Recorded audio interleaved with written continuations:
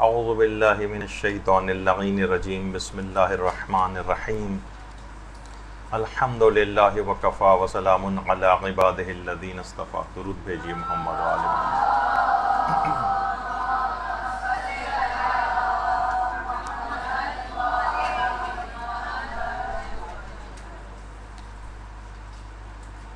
خدا کا بہت بہت شکر اور اس کا کرم اور رحم ہے کہ ایک ایسی رات جو کہ ایک لحاظ سے بہت مبارک رات ہے اور دوسرے اعتبار سے ایک انتہائی غم اور اندوہ سے بھری ہوئی رات ہے، اس کو شروع ہونے میں فقط چند گھنٹے باقی رہ گئے، اور یہ وہ رات ہے کہ جس میں جو تقدیریں 19 کی رات کو لکھ دی جاتی ہیں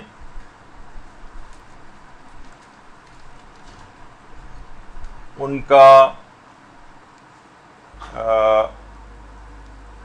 21 تاریخ کو ان کی تائید ہوتی ہے، اور فائنل دستخط اور فائنل اور حتمی تقدیرات کے لیے 23ویں کی رات وہ آپ کے پاس ابھی آگے آنے والی. تو بہرحال اور پھر یہ حتمی تائید کے لیے اور حتمی دستخط کے لیے 23ویں کی رات حضرت صاحب العصر والزمان امام زمانہ علیہ الصلاۃ والسلام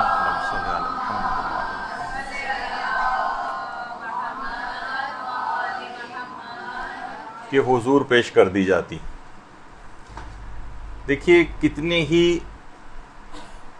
ہی لوگ ایسے ہیں کہ جو پچھلے سالوں میں آپ کے ساتھ تھے لیکن اس سال اس شب قدر میں وہ دنیا سے جا چکے ہیں، لیکن یہ ہم کو اور آپ کو پروردگار کے لطف و کرم سے یہ رات میسر رہے گی. ابھی بہت موقع اور غنیمت ہے، یہ رات بہت مختصر رات ہوگی، مشکل سے 8-9 گھنٹے کی رات ہوگی.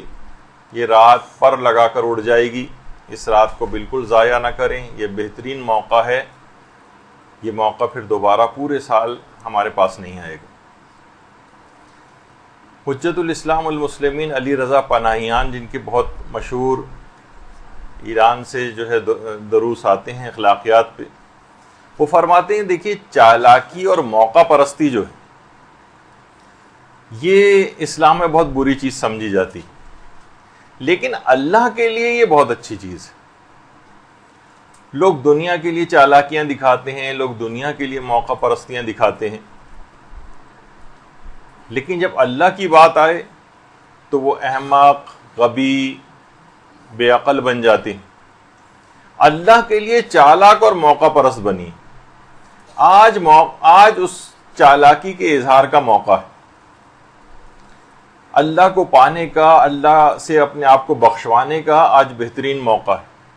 دیکھیے ملک میں اس وقت ہمارے ہاں ایک ایمنسٹی اسکیم چلی ہوئی کہ ٹھیک ہے جو کچھ بھی آپ نے اس سے پہلے کیا ہے اتنے % اگر آپ ٹیکس جمع کرا دیں تو آپ کا پچھلا سارا معاف ہو جائے گا. تو ایک لحاظ سے یہ شب قدر بھی ایک ایمنسٹی اسکیم ہے. اس میں خلوص دل کے ساتھ توبہ کے چند آنسو بہائیے، اور پچھلا جو کچھ بھی آپ نے اب تک کیا ہے گناہن پروردگار کی خلاف ورزی کر کے اس کے احکام کی، وہ سارے آج کی رات معاف ہو سکتے ہیں. تو اپنا حساب آج کی رات بے باک کرنا ہے. یہ راتیں بہت غنیمت راتیں ہیں، ان میں جاگنا ہے، اور اس رات کو جو ایک ملکوتی فضا جو قائم ہوتی ہے اس کے قائم ہونے کی بہت سی وجوہات ہیں. یہ رات ایک خاص نورانیت اور ایک ملکوتیت کیوں رکھتی ہے اپنے اندر شب قدر؟ دیکھیے اس کی ایک وجہ تو یہ ہے کہ قرآن شب قدر ہی میں نازل ہوا ہے. انا انزلناہ فی لیلۃ القدر، یہ شب قدر ہی میں نازل ہوا ہے. شب قدر قرآن پورے کا پورا نور ہے، تو اس لحاظ سے اس رات کے اندر الگ سے ایک نورانیت اس بنا پر بھی. پھر علماء فرماتے ہیں کہ تم کیا جانو کہ یہ لیلۃ القدر کیا ہے، وما ادراک ما لیلۃ القدر، یعنی اس کے اندر اتنے ایسی برکتیں ہیں کہ کوئی شخص ان کو پا نہیں سکتا. اور فرشتے اس رات امام زمانہ علیہ الصلوۃ والسلام کے محضر میں حاضر ہوتے ہیں. صلی اللہ علیہ محمد.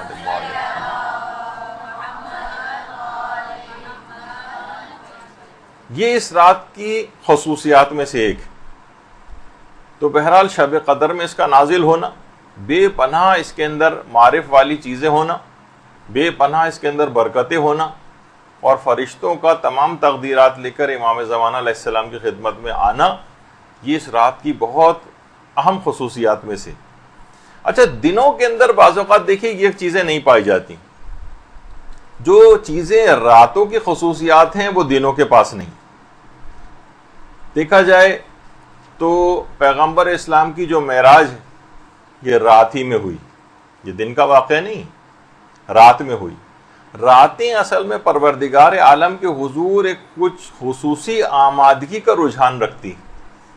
یعنی انسان کا دل بہت نرم ہوتا ہے پروردگار کی بارگاہ میں حاضری کے لیے، کچھ خصوصی رجحان راتوں کے اندر پایا جاتا، اور خلوت میں انسان کو خدا کی یاد آتی.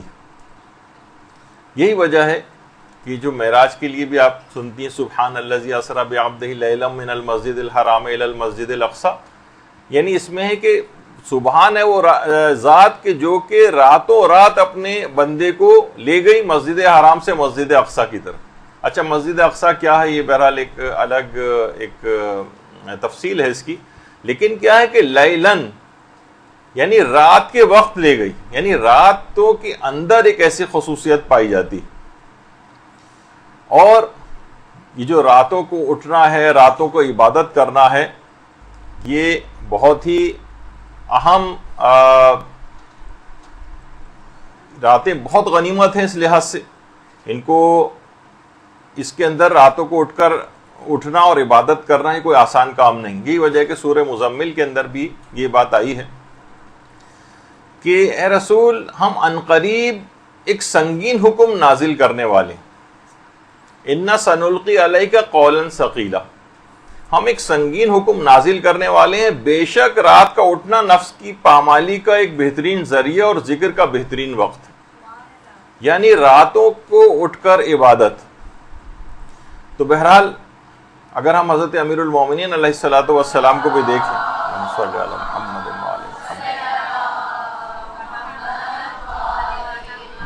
دن کے اوقات میں کار امامت انجام دیتے تھے، یتیموں کی خبر گیری کرتے تھے، بیواؤں کی خبر گیری کرتے تھے، جہاد کے اندر سرگرم عمل رہتے تھے. اور جب راتیں شروع ہوتی تھیں تو ان کی ملکوتی اور مانوی فضاؤں میں انہی نمازوں میں جو راتوں کو انجام دیتے تھے اس میں غش کھا جاتے تھے.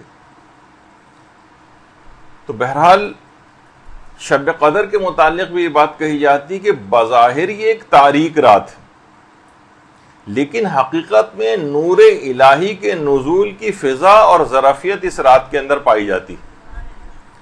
یعنی بظاہر تاریک ہوتی لیکن اس کے اندر ایک خاص ایک نورانیت ہوتی. تو بہرحال دن میں آپ کوشش کریں یہاں سے جانے کے بعد اگر کسی بھی طرح سے کچھ وقت کے لیے، چاہے 15 منٹ کے لیے، آدھے گھنٹے کے لیے اگر سو جائیں اور کچھ آرام کر لیں، تاکہ آپ کے لیے جاگنا اس رات کو آسان ہو جائے اور کوئی آپ کے پاس عذر نہ بچے کہ بھائی اس وجہ سے مجھے نیند بہت آ رہی تھی. تو اس میں آپ کو پوری رات جاگنا. اور دیکھیے شب قدر بہت ہی مختصر سی رات ہے، اس کے اندر اعمال بہت زیادہ ہیں، اور اس رات خصوصی طور پر شیطان کوشش کرے گا آپ کو سلانے کی. میرا ایک ذاتی ایکسپیرینس بھی کہ عام راتوں میں مجھے ذرا کم نیند آتی، تو میں ایک بھونڈے طریقے سے شب قدر کو پہچاننے کی کوشش کرتا ہوں کہ واقعتاً جس رات جو شب قدر ہوتی ہے اس میں پورے سال چاہے رات کو نیند نہ آئے، لیکن اس رات کو خصوصی طور پر نیند آنے لگتی. تو میں سمجھ جاتا ہوں اپنے تئیں اچھا آج لگتا ہے کہ شب قدر. یعنی میں نے کہا کہ میں اپنے لحاظ سے اپنے ایک ذاتی ایک تجربہ جو ہے وہ. تو بہرحال دن میں کچھ نہ کچھ سو لیں، کوئی پاور نیپ لے لیں تاکہ رات کے وقت تازہ دم ہو کر کمر کس کر عبادت انجام دی جا سکے.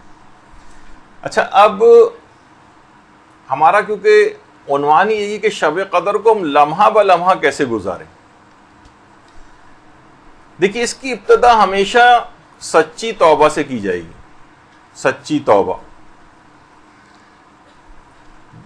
گناہ اصل میں دیکھیے دعاؤں کی قبولیت کو روکتے ہیں, اور یہ پوری رات آپ کو پتہ ہی ہے کہ پوری رات دعا کرنے کی رات ہے. آج بہت اہم موقع ہے, تو پروردگار سے خصوصی طور پر آپ پروردگار عالم سے اس رات کو سچی توبہ کریں. اس کو غروب کے قریب یعنی آج کی رات بھی اگر کوئی شخص اپنے آپ کو نہیں بخشوا پایا تو بتائیے پھر پورے سال کب اس کو یہ موقع ملے گا. اور اس کے لیے سب سے اہم یہ ہے کہ اس رات کی ابتدا جو ہے وہ ایک غسل سے کی جاتی. تھوڑا سا اس کے ایک دو مسئلے اس میں بیان کر دیے جائیں کہ شب 19 جو گزری ہے اس میں تو بہتر یہ ہے کہ اس رات کا جو غسل ہے وہ غروب سے کچھ پہلے کیا جائے.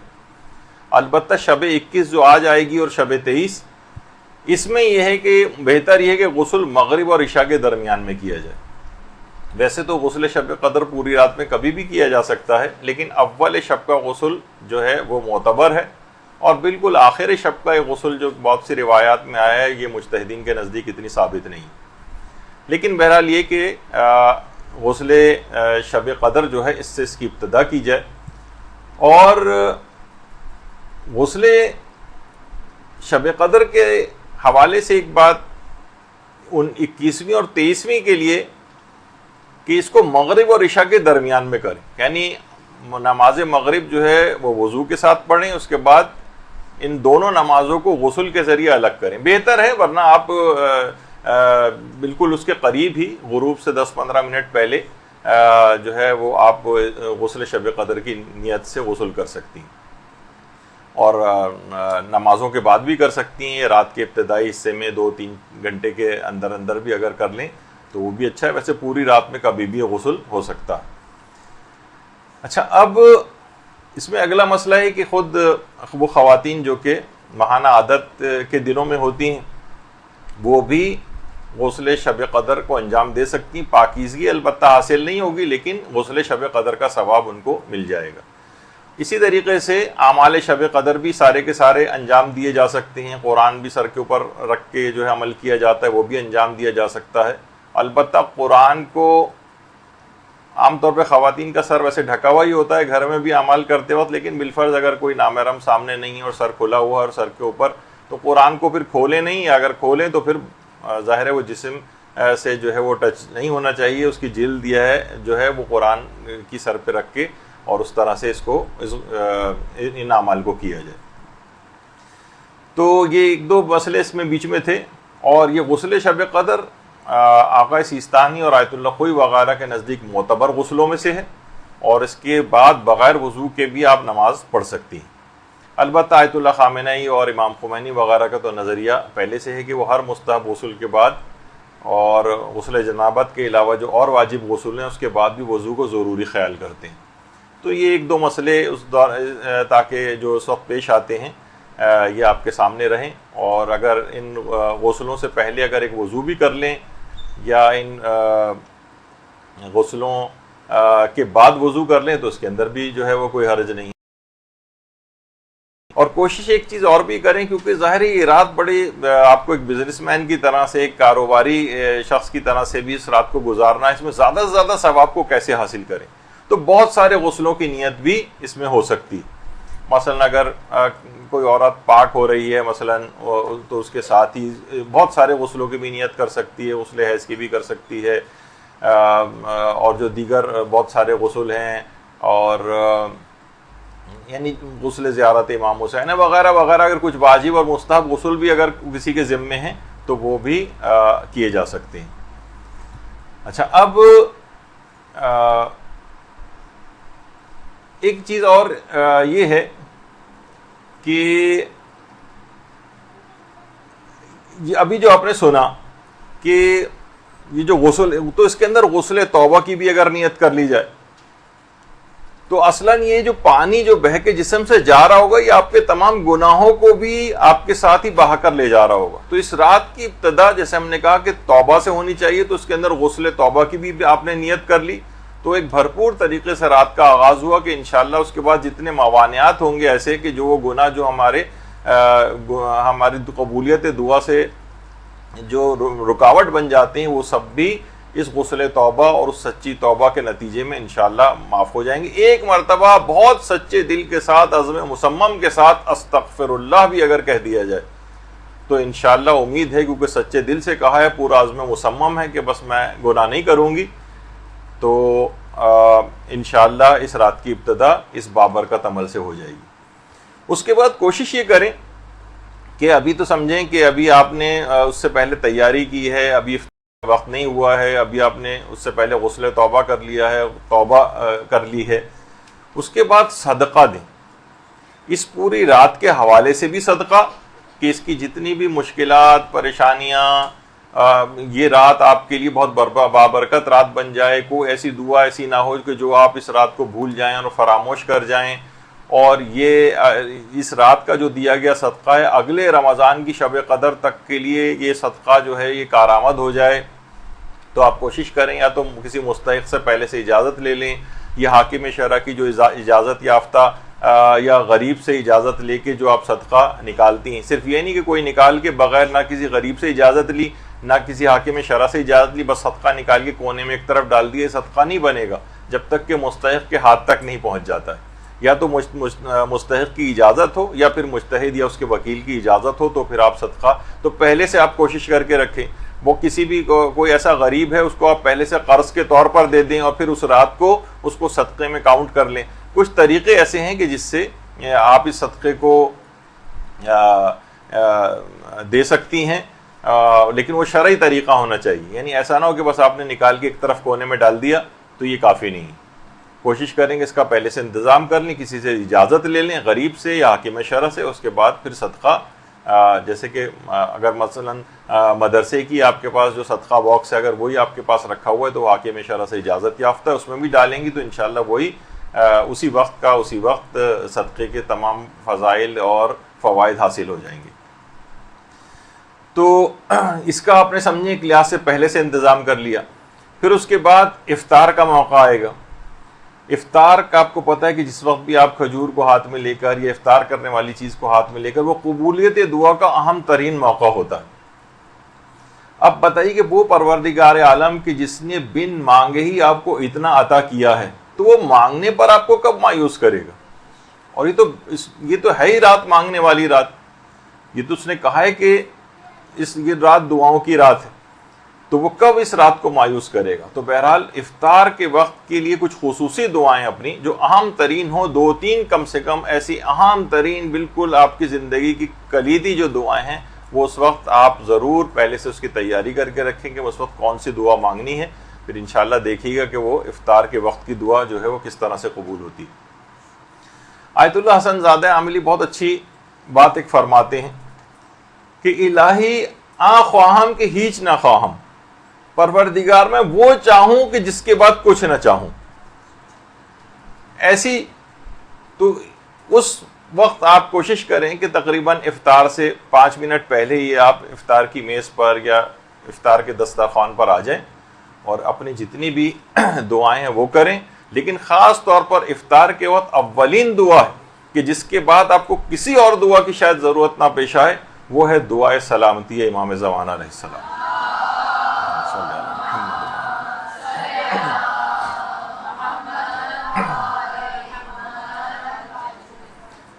اہم ترین دعا واقعتاً کسی کی یہ دعا, یہ تو پروردگار عالم کے پاس سے بھی دعا قبولیت کے لیے جائے گی, اور یہ اگر یہ دعا قبول ہو گئی تو آپ کے زندگی کے تمام مسئلے ویسے ہی حل ہو جانے.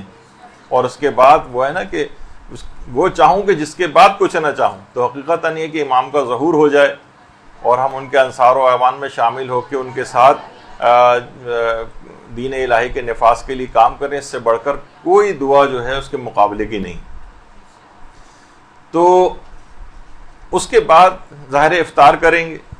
افطار کے بعد آپ جلد سے جلد کوشش کریں کہ نماز کے لیے آمادگی کا اظہار کریں. گھر کے کاموں کو ذرا تیز رفتاری کے ساتھ سمیٹیں. یہ رات فقط برتن دھونے کی رات اور صرف کھانے لگانے اور پکانے اور اس کی رات نہیں ہے، وہ بھی اپنی جگہ پر اہم چیزیں ہیں، اس سے بھی غفلت نہیں کرنا ہے، لیکن یہ کہ پوری رات اس میں نہیں لگانا ہے اور تیز رفتاری کے ساتھ چیزوں کو مکمل کر کے رکھیں۔ تو آمادگی کے ساتھ ظاہر ہے کہ وضو بھی اگر آپ کو کرنا ہے تو وضو کی ابتدا بھی، وضو جس وقت آپ کریں تو ہمارے چھٹے امام جعفر صادق علیہ السلام فرماتے ہیں، اللہم صلی علی محمد۔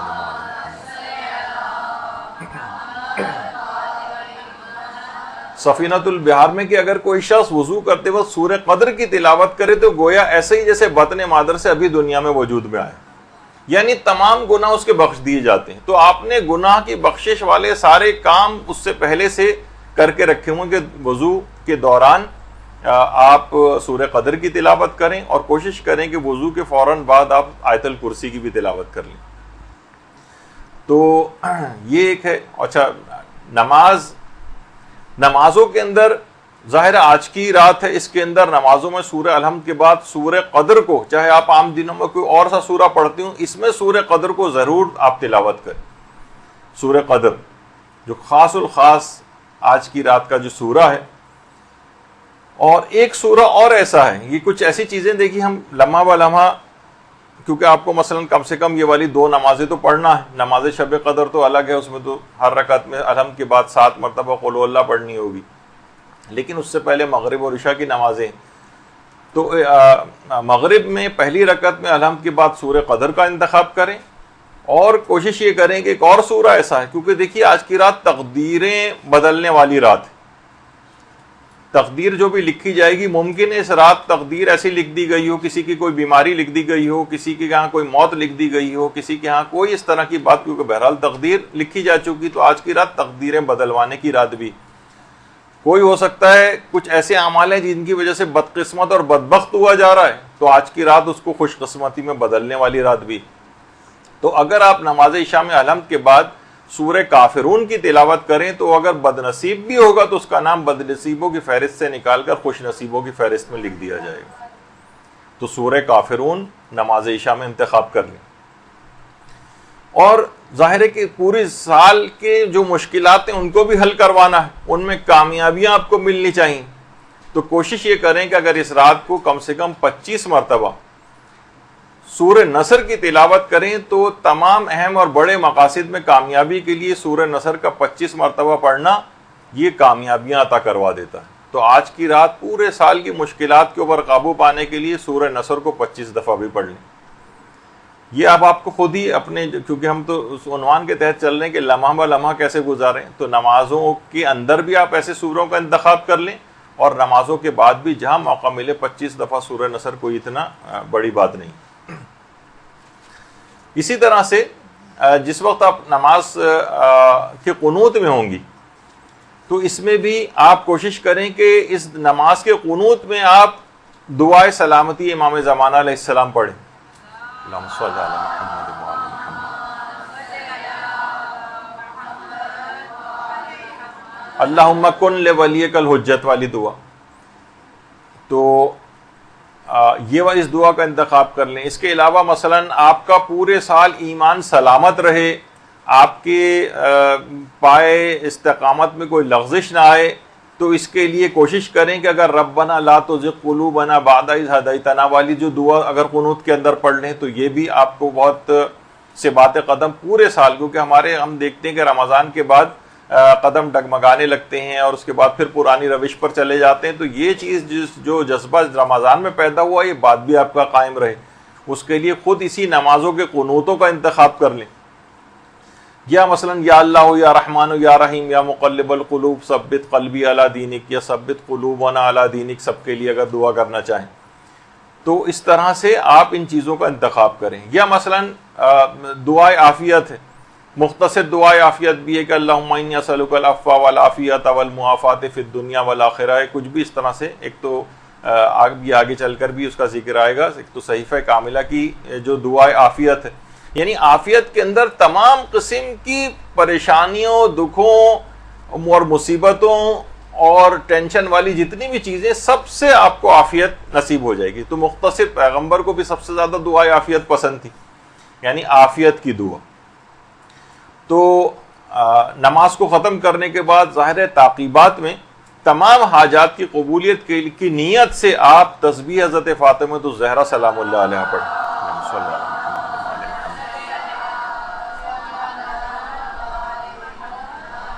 تمام حاجات کی قبولیت کی نیت سے کہ پروردگار پورے سال میں جتنی بھی دعائیں کروں گی یا آج کی رات میں جو دعائیں کروں گی پروردگار اس تسبیح کی برکت سے ان تمام کو قبول فرما. اور اگر گھر میں ہی اگر مثلا اعمال انجام دیے جا رہے ہیں تو ان دونوں نمازوں کے بعد مغرب و عشاء کے فوراً بعد بھی 2 رکعت نماز شب قدر یہ جو ہے پڑھی جا سکتی. اور اس کے بعد پھر ظاہر ہے کہ آپ کو عمل قرآن کرنا. اچھا اب عمل قرآن بھی دیکھیے یہ بہت ہی اہم عمل ہے اور واقعتاً جو اس کی اہمیت سے آگاہ ہیں وہ خواہ ہمارے ہاں تو یہ ہوتا ہے اگر کوئی شخص بیمار پڑ جاتا ہے تو واجب نمازیں تک چھوٹ جاتی ہیں, اس کے لواحقین نمازیں پڑھنا بند کر دیتے ہیں, اسپتال میں کہاں نماز پڑھیں گے مثلا. نہیں, جو شب قدریں ہیں جن کے مریض بیمار ہیں اور وہ ان راتوں کی اہمیت سے آگاہ ہیں وہ اس طرح سے بھی اعمال انہی اسپتالوں کے اندر بیٹھ کر کرتے ہوئے نظر آتے ہیں, وہ انہی مریضوں کے ساتھ کرتے ہوئے نظر آتے ہیں, وہ ان مریضوں کو بھی بلکہ یہ والے اعمال شب قدر کروا رہے ہوتے ہیں, چاہے بچے ہوں بڑے ہوں. تو بہرحال دیکھیے جب قومیں اس طرح سے عمل کرتی ہیں تو پھر اپنی قومیں جو ہیں اس طرح سے اپنی تقدیروں کو بھی جو ہے وہ تبدیل کرواتی ہیں کہ بچوں کے پاس اکثر جانے کی اجازت نہیں ہوتی اور وہ ان کو دعائیں سنانا ہے تو باقاعدہ ٹیلی فون کے ذریعے وہ دعائیں وغیرہ وہ اس نے ادھر کا آپ نے دیکھنی تصویر میں کان میں لگائے ہوئے, ادھر اس کا باپ بیٹھ کر یہ ساری دعائیں اسی شب قدر کے اندر جو ہے وہ انجام دلوا رہا ہے. تو سب چیزوں کو استعمال کرنا چاہیے. تو بہرحال اچھا وہاں بھی اگر آپ دیکھیں ہمارے برادر اسلامی ملک ایران میں کہ وہاں پر جو افراد ہوتے ہیں اور مختلف سیکورٹی وغیرہ کے اوپر مامور ہوتے ہیں, یہ نہیں کہ ہم تو ڈیوٹی کر رہے ہیں تو کچھ وقت کہیں نہ کہیں نکال کے وہاں اتنے لا اینڈ آرڈر کے ایسے مسئلے نہیں ہیں, کچھ نہ کچھ وقت اس طرح کا نکل آتا ہے, روڈوں کے کناروں پر بیٹھ کر عمل قرآن کر رہے ہیں. اور صرف چھوٹے لیول پر ہی نہیں, بڑے لیول کے اوپر بھی مثلا وہاں کے وزیر خارجہ تک جو بھی پاکستان بھی آئے ہوئے تھے وہ بھی مجالس اٹینڈ کرتے ہیں. کتنی آج میرے پاس وقت نہیں ہے ورنہ آپ کو دکھاتا. تو بہرحال جب یہ قومیں آنکھوں میں آنکھیں ڈال کر اس طرح کی قومیں جو ہے مقابلہ کرتی نظر آتی ہیں طاغوت کا. تو بہرحال یہ سب چیزیں ایسی ہیں کہ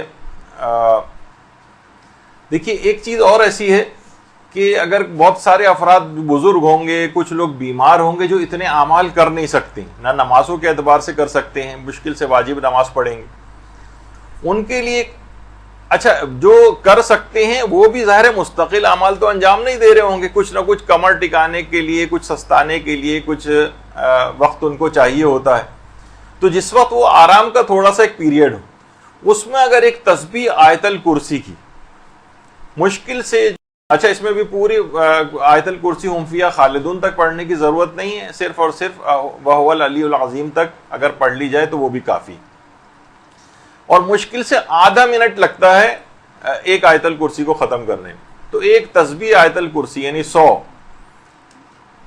تو وہو العلی العظیم تک. تو پیغمبر فرماتے جس نے بھی 100 مرتبہ آیت الکرسی کی تلاوت کی گویا وہ اس شخص کی مانند ہے جس نے اپنی پوری زندگی عبادت الہی میں بسر کی. تو اب سوچیے کہ ایک انسان کی 70 سال کی مثلا چلیں اگر ایک ایوریج زندگی تو 70,000 سال تک کی عبادت کا ثواب اس کو یہ 100 دفعہ آیت الکرسی پڑھنے سے حاصل ہو جائے گا, کیونکہ شب قدر میں ہر چیز کا ثواب کم سے کم 1000 گنا تو ہے ہی. تو پوری زندگی جس نے عبادت الہی میں بسر کی ہوگا کوئی 100 دفعہ آیت الکرسی کی تلاوت کرے. اچھا پورے ایک ون گو کے اندر بھی کرنا ضروری نہیں ہے, آپ چاہیں تو مثلا ڈیوائڈ کر کے بھی پڑھ سکتے ہیں. ابھی تھوڑا سا سستانے کے لیے ریٹ ہے 15 منٹ, مشکل سے میں نے کہا کہ آدھا منٹ جو ہے اس کے اندر جو ہے لگے گا, پونے گھنٹے کے اندر پوری 100 ہو جائیں گی اور وہ آپ ڈیوائڈ کر کے 15-15 منٹ بھی کر سکتی. تو آج کی رات کو اس لحاظ سے گزارنا ہے کہ ہمیں یعنی پوری زندگی کوئی شخص سمجھے پہلے دن سے لے کر وہ 70 سال کی عمر تک عبادت الہی میں بسر کرے اس کا ثواب, اور آج کی رات 70,000 میں تبدیل ہو جائے گا. تو آپ اس لحاظ سے سوچیں کہ 100 بار یعنی اس نے پوری زندگی اس طرح سے بسر کی ہو، تو بے تحاشا اس کا جو ہے وہ ثواب اور فائدہ کو ملے گا۔ اچھا، اب کیونکہ دیکھیے قرآن اسی شب قدر کے اندر نازل ہوا، ویسے تو اس کے اندر کتنی بھی زیادہ تلاوت قرآن آپ کر سکیں کریں، کتنی بھی زیادہ ہو، لیکن خاص طور پر دو سورہ ایسے ہیں، سورہ عنکبوت اور سورہ روم۔ ایک تو یہ ہے کہ جو شخص بھی سورہ عنکبوت کی تلاوت کرتا ہے، پیغمبر فرماتے ہیں اسے تمام مومنین و مومنات اور جتنے بھی منافقین اور منافقات ہیں ان کی تعداد کے 10 گنا برابر نیکیاں عطا کی جاتی ہیں۔ تو سوچیے کہ اور آج کی رات وہ 10 گنا، پھر اس کو آپ 70 سے 1000 سے اور آپ وہ کر دیں، ضرب دے دیں۔ اور اس کے علاوہ امام فرماتے ہیں جو 23ویں کے لیے بھی کہ جو بھی سورہ عنکبوت اور سورہ روم کی تلاوت کرے گا، خدا کی قسم وہ جنتی ہوگا، میں اس میں سے کسی کو استثناء نہیں کرتا، اور خدا جھوٹی قسم کا گناہ بھی میرے ذمے نہیں لکھے گا، اور ان دونوں صورتوں کی اللہ کے یہاں بہت عزت ہے۔ یعنی امام نے قسم کھا کے کہہ رہے ہیں پروردگار جھوٹی قسم کا گناہ میرے ذمے نہیں لکھے گا جو بھی سورہ عنکبوت اور سورہ روم کو شب کے اندر تلاوت کرے گا۔ تو سورہ عنکبوت بھی اور سورہ روم بھی، اور سورہ روم کے لیے الگ سے بھی جو سورہ کی تلاوت کرتا ہے تو زمین و آسمان پر اللہ کی تسبیح کرنے والے فرشتوں کی تعداد کے 10 گنا برابر نیکیاں اس کو ملیں گی، اور دن اور رات میں اس نے جتنے اعمال کو ضائع کیا ہوگا ان سب کا نقصان بھی پورا ہو جائے گا۔ تو بہرحال اس رات کو یعنی ایک لحاظ سے سمجھیں کہ پوری زندگی میں جتنے ہم نے اپنی زندگی کے دن اور رات میں اوقات ضائع کی ہیں ان سب کا جبران سورہ روم کو پڑھنے سے ہی ہو جائے گا۔ تو عنکبوت اور روم دونوں کے اندر خاص طور پر یہ آپ کو چیز کرنی ہے۔ اچھا، اب تک جتنا بھی جیسے کہ میں نے اس سے پہلے جب ہماری گفتگو شب نیمہ شعبان کی ہوئی تھی تو اس میں بھی کہا تھا کہ آپ اب سے لے کر تلاوت قرآن شروع کر دیں اور اس طرح سے اس کا اختتام کریں کہ وہ شب قدر میں اختتام پذیر ہو۔ تو یا تو 21ویں شب میں یا تھوڑا سا اور کچھ اس کا پارٹ جو ہے وہ 23ویں شب کے اندر آپ اس کو مکمل کریں، اور اس کو مکمل کرنے کے بعد اس کا پورا ثواب چہاردہ معصومین علیہم السلام یا امام زمانہ علیہ السلام اللہم صلی علی محمد و آل محمد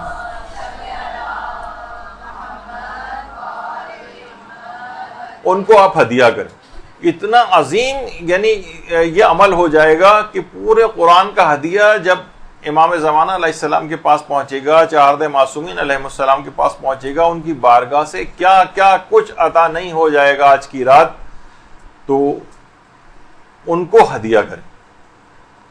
دیکھیے ایک تو ایک وہ قرآن ہے کہ جو کہ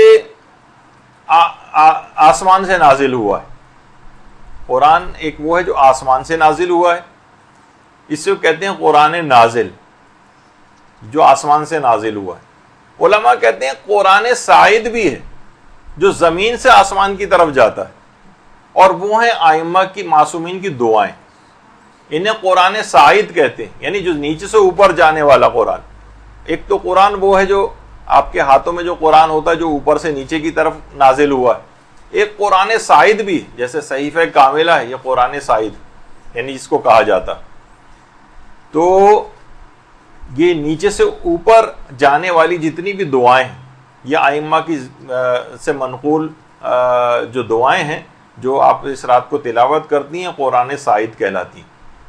یعنی اس قرآن نازل کے ساتھ قرآن سائد کی تلاوت بھی بہت ضروری ہے۔ آیت اللہ بہجت ایک بات بڑی اچھی جو ہے وہ کہتے تھے کہ قرآن کو حفظ بھی کرنا چاہیے اور کوشش کریں کہ کچھ نہ کچھ اس رات سے ہی آپ اس کا آغاز کر دیں، یعنی خواہ روزانہ ایک آیت ہی کیوں نہ صحیح آپ اس کو حفظ کریں۔ آیت اللہ بہجت فرماتے تھے خدا ہی جانتا ہے کہ قرآن کے حفظ کرنے سے رحمت الہی کے چشمے سے بہرہ مند ہونا یہ عمل کتنا مؤثر ہے اس کام کے لیے۔ یعنی اگر آپ قرآن کی ایک ایک آیت کو بھی کوشش کر کے صرف ایک آیت اس طرح سے اپنے آپ کو کچھ بڑھائیں، کچھ سوروں کی طرف لے کر جائیں، کچھ ہم نے بس بچپن میں جو سورہ یاد کی ہوتے ہیں اس کے بعد ہم اس سے آگے نہیں بڑھ پاتے ہیں، جو کہ ایک بہت افسوسناک بات ہے۔ کیونکہ یہ سفر جو ہے یہ قرآن کی تلاوت کا اور قرآن کے حفظ کا یہ پورے سال جو ہے وہ جاری رہنا چاہیے. یہی وجہ ہے کہ آیت اللہ سیستانی کے جو دونوں بیٹے رضا اور باقر جو ہیں، یہ خود دونوں مجتہدین ہیں، یہ کہیں پہ بھی جاتے ہیں، کسی تقریب میں بھی جاتے ہیں، بالکل وقت ضائع نہیں کرتے، وہاں بیٹھتے ہی تلاوت قرآن شروع کر دیتے ہیں. ایک تو ہے کہ بیٹھے ہوئے ادھر ادھر صرف لوگوں کو دیکھتے رہیں، نہیں، جہاں ان کو موقع ملتا ہے، ان کے پاس قرآن ہوتا ہے یا کوئی پارہ ہوتا ہے، کسی بھی جگہ جاتے ہیں، ان کی سیرت میں چیز نظر آتی ہے، وہاں بیٹھ کر فوراً تلاوت قرآن شروع کر دیتے ہیں. تو بہرحال یہ تمام چیزیں ایسی ہیں کہ آپ نے اس سے پہلے سنا تھا، جو ہم نے پچھلی گفتگو میں بات آئی تھی، کہ کچھ افراد ایسے ہوں گے جو سوال منکر و نکیر کے وقت پیغمبر اسلام کا نام بھول جائیں گے. شاید ان کا بھی اس میں نے تذکرہ کیا تھا یا نہیں. تو بہرحال کچھ افراد ایسے ہوں گے کہ جو اس میں ایک یہ بھی آیا تھا کہ جو اذان و اقامت اور تشہد وغیرہ کے اندر نام پیغمبر اسلام لیتے ہیں وہ نہیں بھولیں گے، اور ایک وہ ہیں کہ جو مسلسل تلاوت قرآن کرتے ہیں یہ بھی نہیں بھولیں گے. تو آیت اللہ جعفر سبحانی یہ فرماتے ہیں کہ دنیا اور آخرت کی بھلائی کی دو تجویزیں انہوں نے دی. ایک تو یہ کہ نمازوں کا اول وقت میں اگر کوئی شخص اہتمام کرے، اور دوسرا یہ ہے کہ روزانہ ایک جز تلاوت، ایک پارہ تلاوت قرآن روزانہ کرے.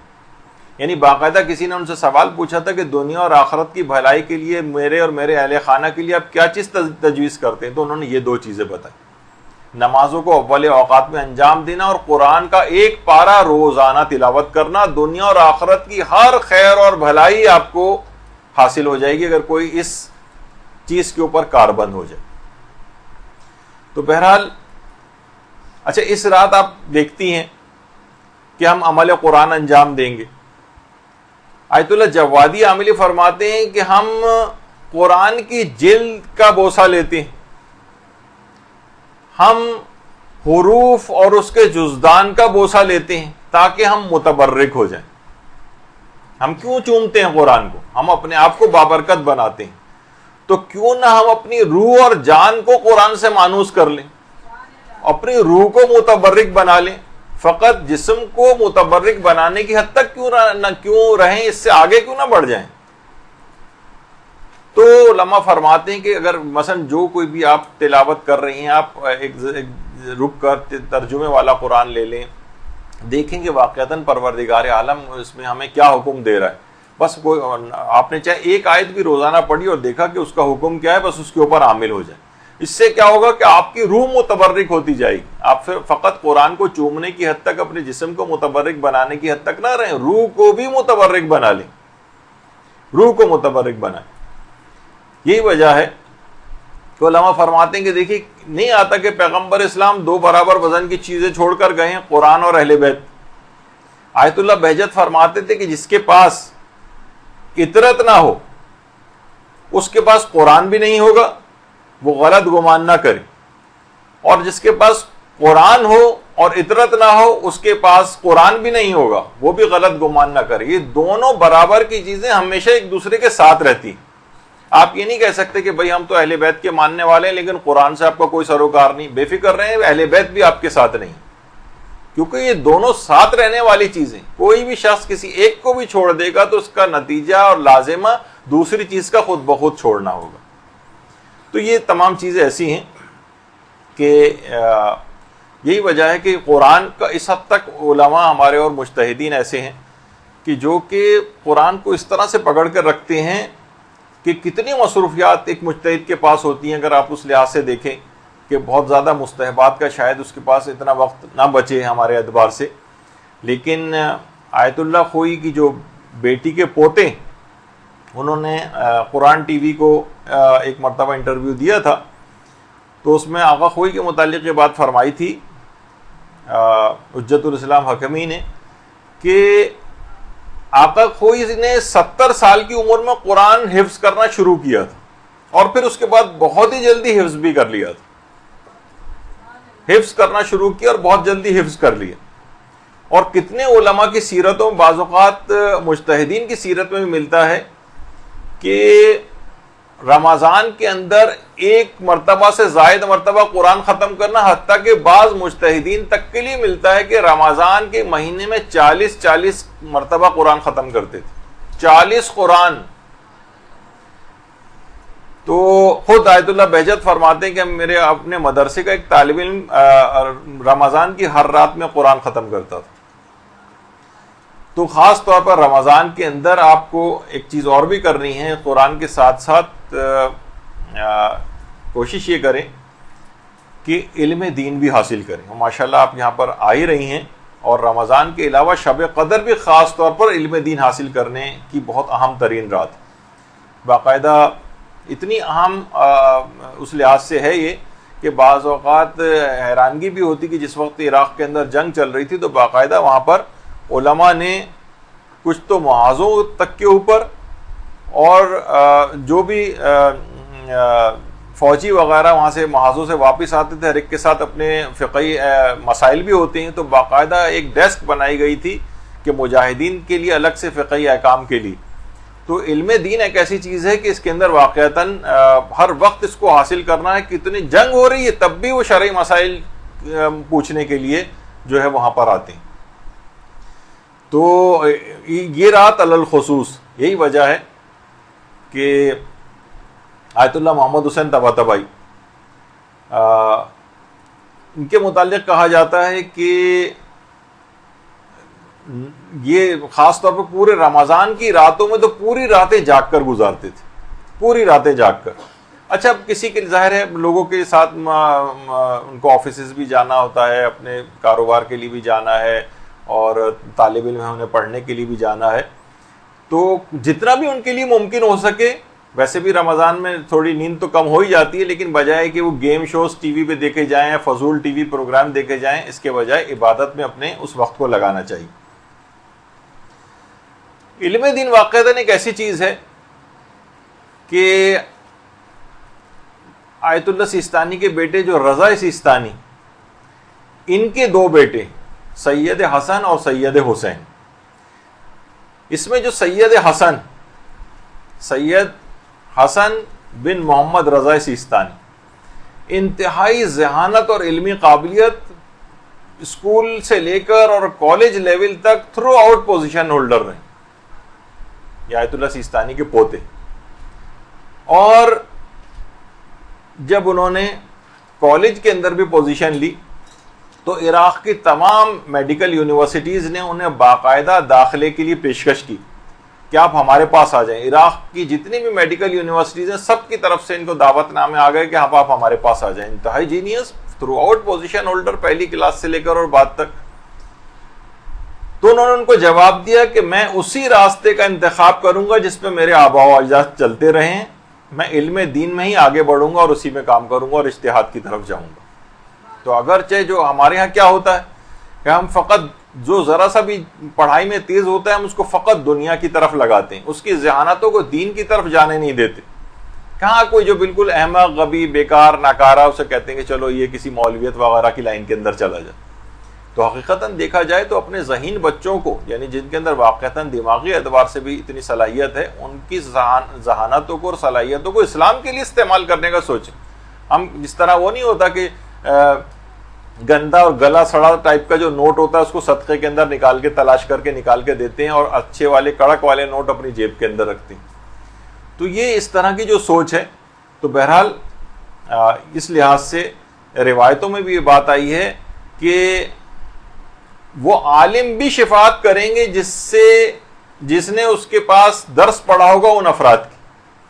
تو بہرحال اس لحاظ سے علماء فرماتے ہیں شفاعت طولی ہوگی، کیونکہ یہ بتوسط حضرت امیر المومنین علیہ الصلوۃ والسلام ہوگی. اللہم صلی علی محمد.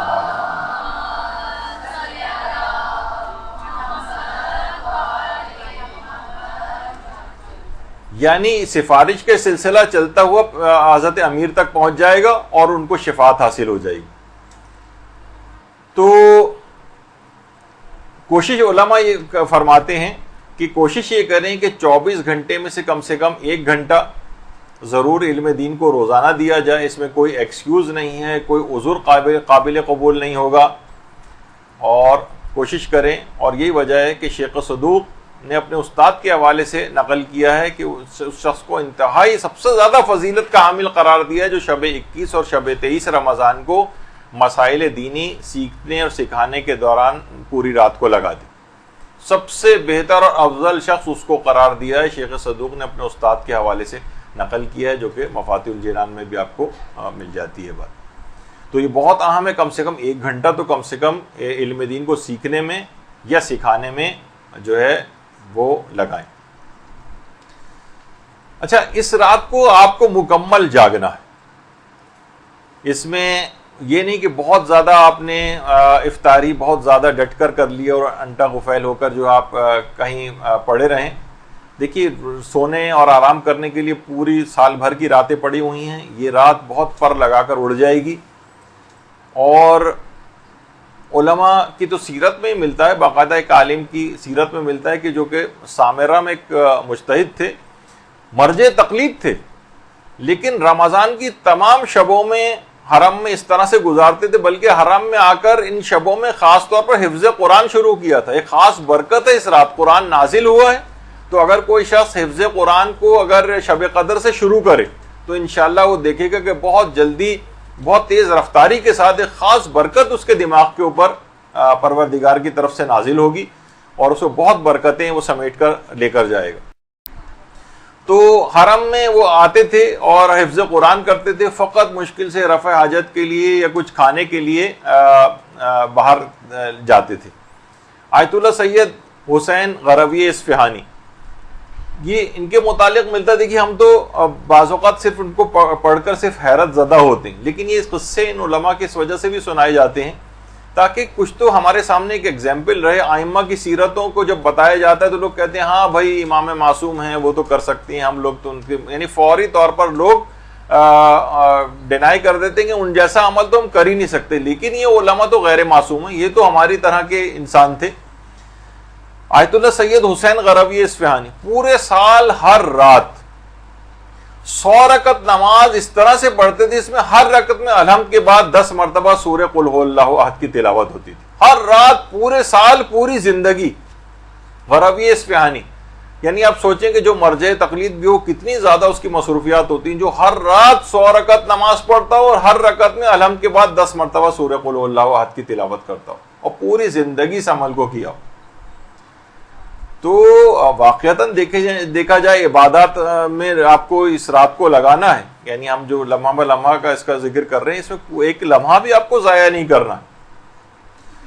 آیت اللہ سید مرتضی کشمیری، کتنے عرفا میں ان کا شمار ہوتا ہے، یہ ہمیشہ مغرب کے 2 گھنٹے کے بعد افطار کرتے تھے اور افطار کا وقت آ جانے کے بعد مسلسل نمازوں میں مصروف رہتے تھے، اس کے بعد افطار کرتے تھے. ہاں البتہ کوئی شخص ہے جو برداشت نہیں کر سکتا، وہ جلد سے جلد اپنا افطار کر کے اور عبادت کی طرف آ جائے، لیکن میں ان علماء کی بات بتا رہا ہوں. اور خاص طور پر جو اس کے اندر جو ایک سحر خیزی اور ایک روحانی اثرات اس کے اندر ہوتے ہیں، تو علماء خاص طور پر فرماتے ہیں کہ جو شب زندہ داری جسے کہتے ہیں اور سحر خیزی جسے کہتے ہیں، کہ خود پیغمبر اسلام معرفت الہی میں اضافہ سحر خیزی کے ذریعے کیا کرتے تھے. یعنی جو خاص طور پر جو فجر سے، جو تقریباً علماء جو ایک اندازاً بتاتے ہیں کہ فجر سے تقریباً 2 گھنٹے پہلے کا وقت جو ہوتا ہے، یعنی اس وقت سحر خیزی کے معنی فجر کے بعد والا ٹائم نہیں ہے بلکہ اس سے پہلے کا ٹائم مراد ہوتا ہے. تو 2 گھنٹے پہلے سے جو ہے اٹھ جاتے تھے.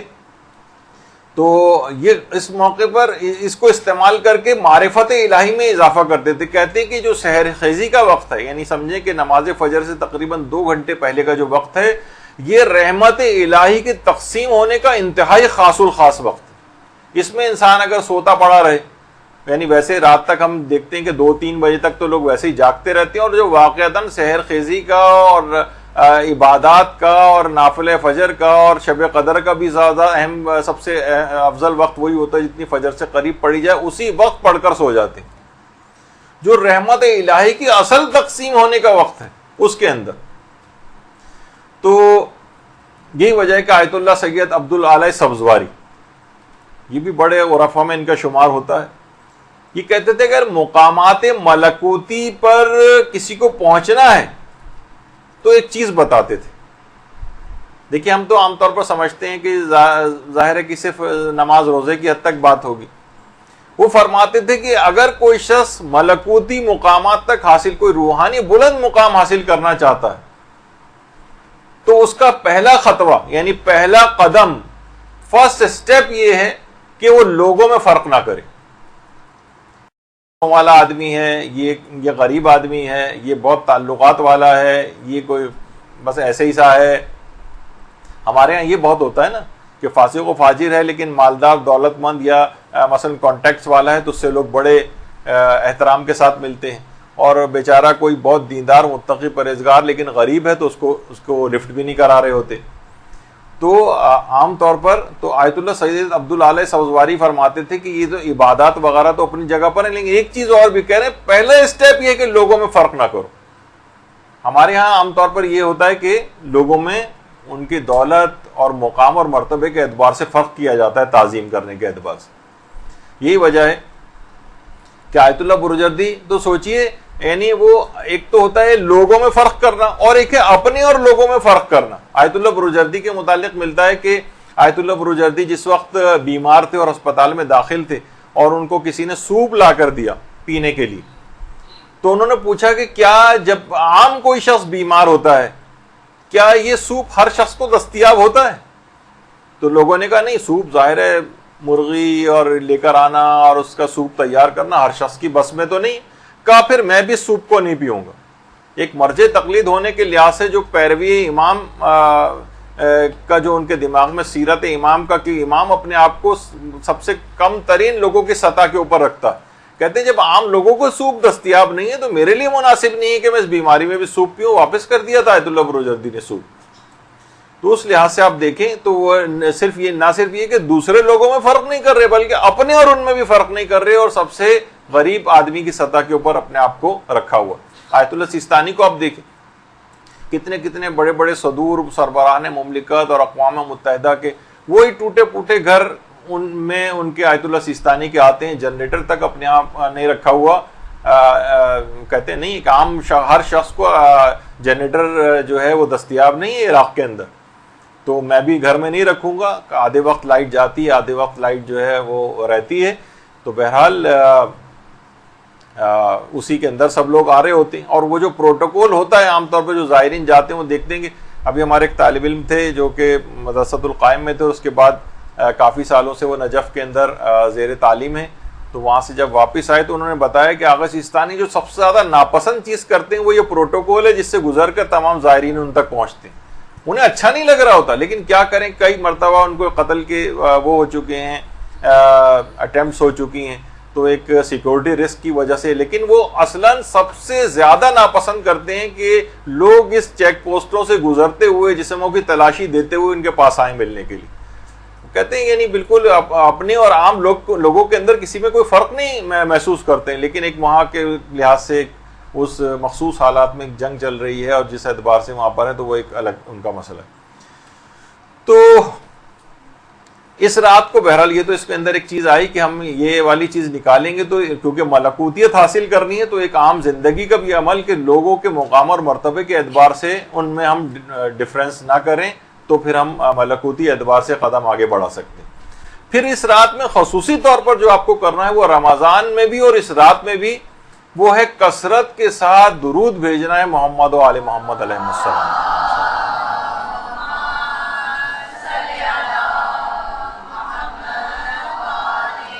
یہ دنیا کی بھی تمام مشکلات کو حل کرے گا، یہ آخرت کی بھی تمام مشکلات کو حل کرے گا. حتیٰ کہ جو یقینی اور حتمی جو حادثات ہوتے ہیں اس تک کے اندر کس طرح سے یہ بچا کر لے جاتا ہے درود. دیکھیے ہمارے ہاں کیا ہوتا ہے کہ عام طور پر چیزیں جو کچھ واقعات ایسے ہیں جو ڈاکومنٹ نہیں ہوتے، توجہ بھی لوگوں کو نہیں ہوتی. ہمارے ہاں ڈاکومنٹ کیا چیز ہوتی ہے؟ بس فلاں اداکارہ، فلاں کھلاڑی، فلاں کی باتیں، بس یہ ہم لوگ بیٹھے ہوئے یا اس کی زندگی کی سیرت، وہ ایک ایک 2 گھنٹے اس کے پروگرام آ رہے ہوتے ہیں, لوگ ان سے سوال جواب کر رہے ہوتے ہیں. اخباروں کے اندر جو کلر پیجز آتے ہیں وہ بھی صرف ان اداکاروں اور گلوکاروں اور ان کی زندگیوں پہ, اور وہ سارا انٹرویو اسی سے ہوتے ہیں. ہمارے یہاں یہ چیزیں ریکارڈڈ عام طور پر ڈاکومنٹ نہیں ہوتی. ایک زمانہ تھا کہ مجھے میرے ذاتی طور پر ایک شوق تھا, پھر جیسے مصروفیات زندگی کی بڑھی وہ شوق پیچھے چلا گیا, کہ اس قسم کے جو عبرت انگیز واقعات اخباروں اور رسالوں ادھر ادھر آتے تھے جو حقیقی ہوتے تھے, کہ ابھی یہ کل ہی فلاں جگہ پہ واقعہ پیش آیا, فلاں جگہ پہ یہ چیز پیش آئی, میں ان کے اخبارات کی کٹنگز کاٹ کے اپنے پاس رکھتا تھا. تو کتنی ایسی چیزیں ہیں اس میں, کہ ایک واقعہ ایک جگہ میں نے پڑھا تھا کہ ایک صاحب تھے ابرار حسین نام کے, جو کسی آؤٹ ہاؤس کے اندر کام کرتے تھے. تو خود بہت شریف آدمی تھے. ایک محلے کا ایک خطرناک ایک بدماش سے ایک دفعہ ان کا جھگڑا ہو گیا, اور وہ باقاعدہ چھری لے کے ان پر حملہ آور ہو گیا. اب وہ بیچارے شریف آدمی اور تو کچھ کر نہیں سکتے تھے, نہ ان کے پاس کوئی اسلحہ تھا. وہ کہنے لگے میں نے اسی وقت درود پڑھنا شروع کر دیا. اس کا وار جو ہے فوراً رک گیا. وہ قریب آ کے یعنی پورا حملہ کر چکا تھا, اور ایک دم سے آ کر رک گیا اور کہنے لگا یہ کیا پڑھ رہے ہو؟ اس نے کہا کہ میں محمد و آل محمد پر درود پڑھ رہا ہوں. اللہم صلی علی محمد.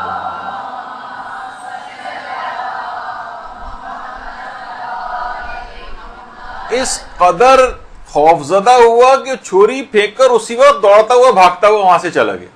پتہ نہیں کیا ہوا اس کو. تو یہ ایک ایسی بچانے والی چیز ہے. یعنی دنیاوی مشکلات سے بھی بات ہوتا ہے نا, کتنی آج کل گن پوائنٹ پہ چیزیں چھینی جا رہی ہیں. آدمی اپنا ذرا سا دماغ کو حاضر رکھے اور درود کی تلاوت شروع کر دے, انشاءاللہ وہ دیکھے گا کتنی مشکل سے آرام سے نکل آئے. اسی طریقے سے 29 جولائی 1999 کو فیصل آباد کے تمام مقامی اخبارات نے بھی اس خبر کو شائع کیا تھا کہ منگل کا دن تھا وہ, اور گوجرانوالا جو روڈ ہے اس پر ایک ویگن اور ایک ٹریلر جو تھا اس میں ایک تصادم ہوا, اور ایک مسافر نے بعد میں انٹرویو دیا کہ عموماً جب سفر ہوتا ہے ظاہر ہے ایک جگہ سے دوسری جگہ جا رہے ہیں تو مسلسل, اس مسافر نے کہا کہ وہ مسلسل درود پڑھتا ہوا جاتا تھا. کہہ رہے جس وقت وہ حادثہ ہوا, وہ اس کا ایکسیڈنٹ ہوا, ایک دم سے آنکھوں کے آگے میرے اندھیرا چھا گیا, اور مجھے ایسا لگا کہ کسی نے ہاتھ سے پکڑ کر مجھے وہاں سے نکال کر باہر کھڑا کر دیا. اور وہ تمام مسافر اس بس کے جو ہے وہ ہلاک ہو گئے تھے, لیکن یہ اس کو ایک خراش بھی نہیں آئی. ہر طرف وہ کہہ رہا ہے جب مجھے تھوڑا سا ہوش آیا تو دیکھا کہ ہر طرف انسانی اعضاء بکھرے پڑے اور مجھے خراش تک نہیں آئی. پھر اس کے بعد مقامی افراد کے ساتھ مل کر جو ہے وہ اس نے امدادی کاموں وغیرہ کے اندر حصہ لیا. تو اس طرح سے آپ یہ سوچئے کہ اتنے خطرناک ترین حادثات کے وہ کہہ رہے ہیں جس وقت یہ حادثہ ہوا اس وقت بھی میں درود پڑھ رہا تھا, اور مجھے ایسا لگا کسی نے میرا ہاتھ پکڑ کر وہاں سے نکال لیا. اسی طریقے سے ایک واقعہ ملتا ہے, وہی میں نے کہا کہ ہمارے یہاں کیونکہ ڈاکومنٹ نہیں ہوتے ہیں تو لوگ سرسری پڑھ کر آگے بڑھ جاتے ہیں. یہ بھی 1999 میں ہوا تھا ٹوبا ٹیک سنگھ, کہ سوئی گیس کی جو ورکر تھے وہ سوئی گیس کی لائن میں مرمت کر رہے تھے, اچانک پوری لائن دھماکے کے ساتھ پھٹ گئی. 7 کارکنان جو تھے جو وہاں کام کر رہے تھے, تو 6 کارکنان تو اسی وقت جھلس کر ہلاک ہو گئے, انتقال کر گئے, اور اس میں سے ایک کارکن جو تھا وہ ان شعلوں سے بالکل زندہ سلامت باہر نکل آئے. ذوالفقار نام تھا, ویلڈنگ سپروائزر اس کا. اور یہ جو واقعہ ہے یہ اس زمانے میں جو روزنامہ جنگ لاہور تھا اس نے بھی اس بات کو چھاپا تھا, اور مسلسل اتنی خطرناک آگ تھی کہ 12 گھنٹے تک جو ہے وہ آگ پر قابو نہیں پایا جا سکا تھا. تو وہ ذوالفقار ویلڈنگ سپروائزر کہتا ہے کہ جس وقت یہ ہم لوگ کام کر رہے تھے اس وقت میں درود پڑھ رہا تھا, اور درود پڑھنے کے دوران ہی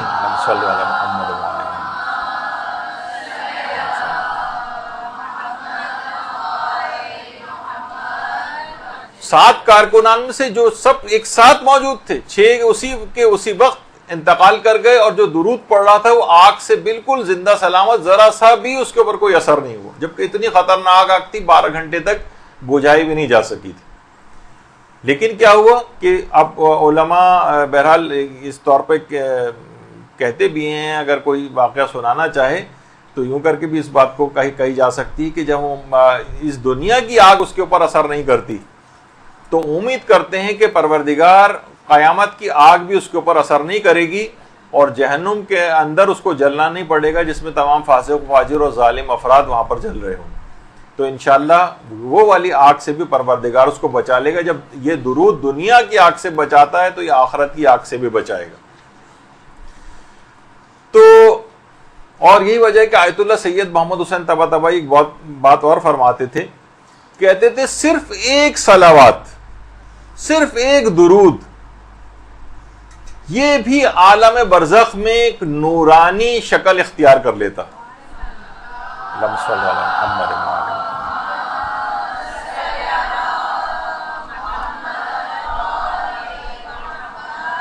یہی وجہ ہے کہ پیغمبر فرماتے تھے جو ایک مرتبہ مجھ پر درود بھیجے گا خدا روز قیامت اس کے اوپر نیچے دائیں بائیں ہر طرف سے یہ نور اس کو گھیر لے گا اور اس کو نورانی بنا دے گا.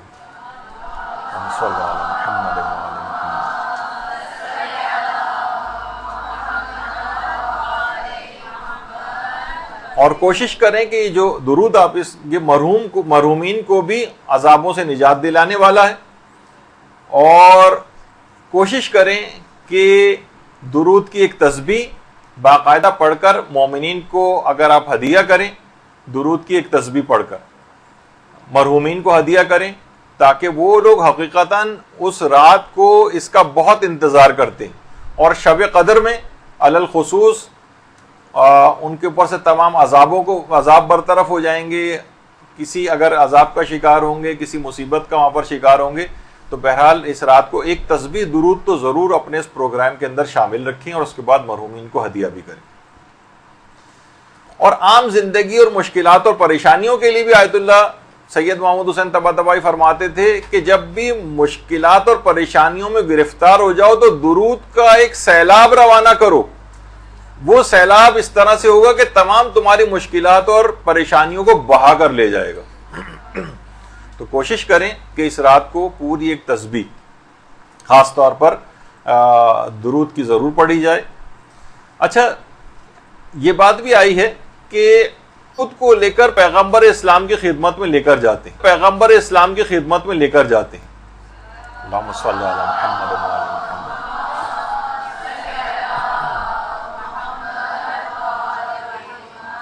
تو پیغمبر اسلام کی خدمت میں جب فرشتے پہنچیں گے اور آپ کا نام لے کر بتائیں گے کہ اے آقا آپ کی فلاں امتی نے آپ کو درود کا یہ تحفہ ہدیہ کیا ہے, تو کتنی خوش نصیبی کی بات ہوگی کہ ہمارا ذکر, ہمارا نام پیغمبر اسلام کی محفل میں لیا جائے, ہمارا نام ان کی سماعتوں سے ٹکرائے. تو وہ کریم اس ہدیے کو پا کر نہ جانے کیا کیا کچھ عطا فرما دیں گے. تو ایک تسبیح چہاردہ معصومین علیہ السلام کی خدمت میں ان کو بھی شامل کر لیں اور ان کی خدمت میں اس رات کو روانہ کریں. ایک عالم کو باقاعدہ کسی نے خواب میں دیکھا تھا جو بہت ہی خوش اور مطمئن نظر آ رہے تھے, بہت خوش اور مطمئن. ان سے پوچھا کہ آپ کے ساتھ کیا ہوا, یعنی پروردگار نے آپ کے ساتھ مرنے کے بعد کیا سلوک کیا؟ کہا کہ ایک عمل کی وجہ سے میری بڑی آسانی کے ساتھ بخشش ہو گئی. وہ یہ کہ جب بھی میں کوئی کتاب لکھتا تھا تو اس میں جہاں پیغمبر اسلام کا نام آتا تھا وہاں ان کے نام اسم گرامی کے ساتھ میں پورا درود اپنے ہاتھ سے لکھا کرتا تھا, اس عمل کی وجہ سے. اللہم صلی علی محمد.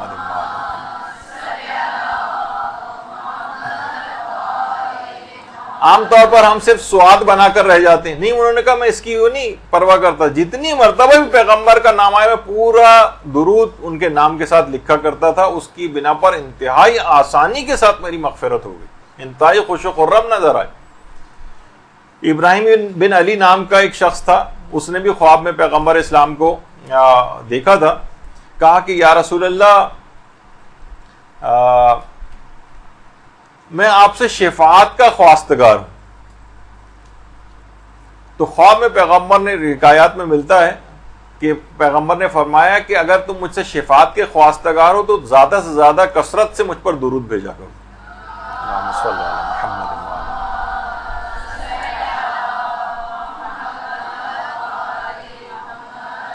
جیسے بہت سی روایات میں ملتا ہے کہ حضرت ابو ذر غفاری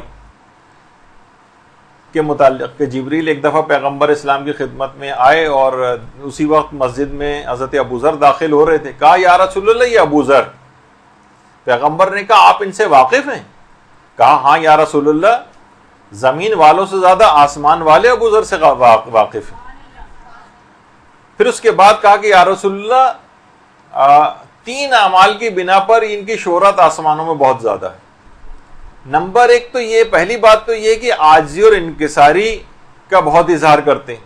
یعنی اتنے فضیلتوں کا حامل ہونے کے باوجود جو ہے 9 درجے 10 درجے ہیں، 10ویں پہ تو سلمان ہیں، 9ویں پر ابو ذر ہیں، لیکن اس کے باوجود بھی عاجزی اور انکساری کا بہت اظہار کرتے ہیں. دوسری چیز یہ ہے کہ کثرت سے سورہ اخلاص کی تلاوت کرتے ہیں. اور تیسری چیز یہ ہے کہ کثرت سے درود کی تلاوت کرتے ہیں. اللہم صل علی محمد.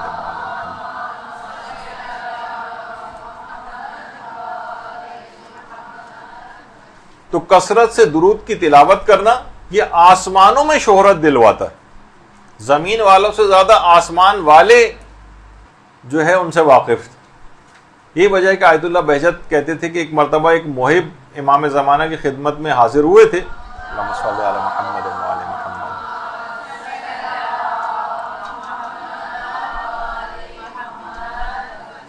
تو فرماتے ہیں کہ حضرت حجت نے ان سے خود تاکید کی تھی کہ جب بھی تم درود پڑھا کرو تو وہ عجل فرجہم کا اضافہ کیا کرو. درود بھیجیے محمد و آل محمد صلی اللہ علیہ وسلم.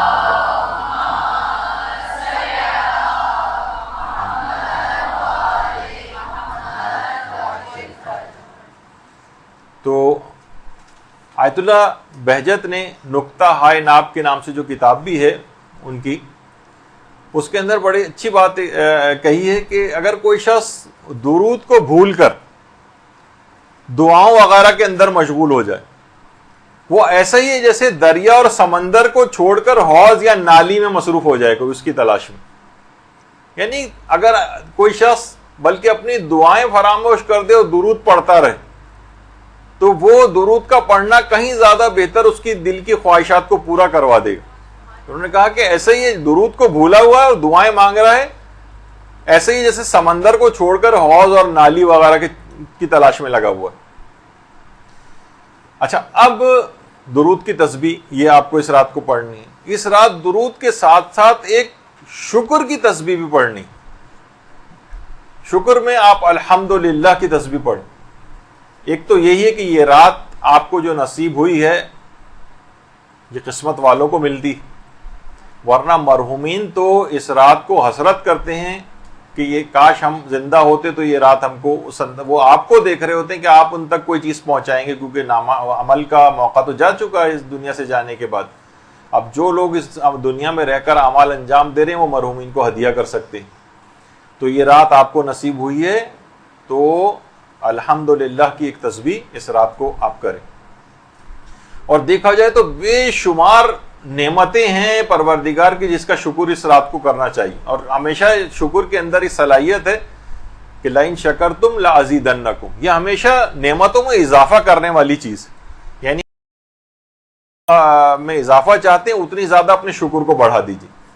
حضرت نوح علیہ السلام کے متعلق ملتا ہے کہ صبح و شام حضرت نوح اس بات کی تکرار کرتے تھے اس جملے کی کہ پروردگار میں تجھے گواہ بناتا ہوں کہ میرے اوپر صبح و شام دینی اور دنیاوی لحاظ سے جو بھی تو نے نعمتیں نازل کی ہیں ان سب پہ میں تیرا شکر ادا کرتا ہوں، یہاں تک کہ تمام تعریفیں تیرے لیے، یہاں تک کہ تو مجھ سے راضی ہو جائے. یعنی صبح و شام بار بار اس شکر کو اپنی زبان کے اوپر لے کے آتے تھے کہ دن و رات میں جتنی نعمتیں پروردگار نازل کر رہا اور ہمیں اپنے اوپر ان کروڑوں نعمتوں کا کوئی احساس ہی نہیں جو پروردگار کی طرف سے ہم پر آ رہی. ایک بزرگ کہتے ہیں کہ ہمارے جو والدین تھے، ظاہر ہے ہر شخص شہر کراچی ہے یا اپنے اپنے علاقوں کے اندر لوگ رہ رہے ہیں، ہر شخص اپنے گھر کے اندر مثلا رہ رہا ہوتا ہے. وہ کہتے تھے کہ ہمارے والدین منع کرتے تھے کہ اپنے گھر کے لیے کبھی بھی غریب خانے کا لفظ استعمال نہ کرو. وہ کہتے تھے جس گھر پر اللہ کی اتنی نعمتیں نازل ہوتی ہیں وہ غریب خانہ کب ہے؟ اس گھر میں مثلا اولاد اللہ کی نعمت ہے، رزق اللہ کی طرف سے عطا ہو رہا ہے، وہ نعمت ہے، صحت ہم کو ملی ہوئی ہے، عافیت ہم کو ملی ہوئی ہے، اتنی رحمتیں نازل ہو رہی ہیں، پھر بھی کہہ رہے ہو غریب خانہ. کہتے تھے غریب خانہ مت کو، جہاں اتنی نعمتوں کا نزول ہوتا وہ جگہ غریب خانہ نہیں. شکر کریں. ہم لوگ عام طور پر کیا ہوتا ہے کہ چند ایک محرومیوں کو بیس بنا کر بس ناشکری کر رہے ہوتے ہیں. کروڑوں ان نعمتوں کو احساس کریں جو پروردگار نے نازل کی، جس میں سے ایک یہ رات آپ کو ملی ہے. الحمدللہ کی ایک تسبیح اس رات کو خصوصی طور پر پڑھی جائے. اچھا، جتنی بھی آپ دعائیں کریں گی، یہ دعائیں ہمیشہ وسیلے سے قبول ہوتی، خاص طور پر کیونکہ 21 رمضان ہے، 21ویں شب ہے. اس میں حضرت امیر المومنین علیہ الصلوۃ والسلام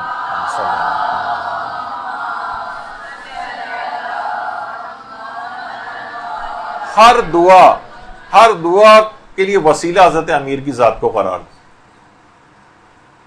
کتاب جو عاشقان خدا کے نام سے ایک لکھی گئی ہے، اس میں آیت اللہ سید محمد حسین طباطبائی کا ایک واقعہ لکھا ہے. وہ فرماتے ہیں کہ جب میں تبریز سے نجف گیا تھا پڑھنے کے لیے، اچھا مجھے وہاں کا بالکل کچھ نہیں پتا تھا، بس میں نجف آ گیا تھا، مجھے وہاں کا کوئی سسٹم پتا نہیں تھا، مجھے وہاں کی کوئی ڈائنامکس پتا نہیں تھی کہ میں کہاں جاؤں گا، کہاں رہوں گا، کون سا استاد جو ہے میں تلاش کروں گا. آج بھی بہت بڑا مسئلہ ہوتا ہے. قوم سے تھوڑا سا سسٹم نجف کا الگ ہے، وہاں پہ باقاعدہ استاد تلاش کرنا پڑتا ہے نجف. اور پھر فرماتے ہیں کہ کون سی راستے کا میں انتخاب کروں کہ اللہ مجھ سے راضی ہو جائے. بڑے اخلاص کے ساتھ کہہ رہے ہیں میں جب میں وہاں گیا تو میری کچھ سمجھ میں نہیں آ رہا تھا، بس میں پہنچ گیا، نہ میرے پاس رہائش کا کوئی انتظام تھا نہ کچھ تھا، اور میں نجف میں حضرت امیر المومنین کے روضے کے سامنے جا کر کھڑا ہو گیا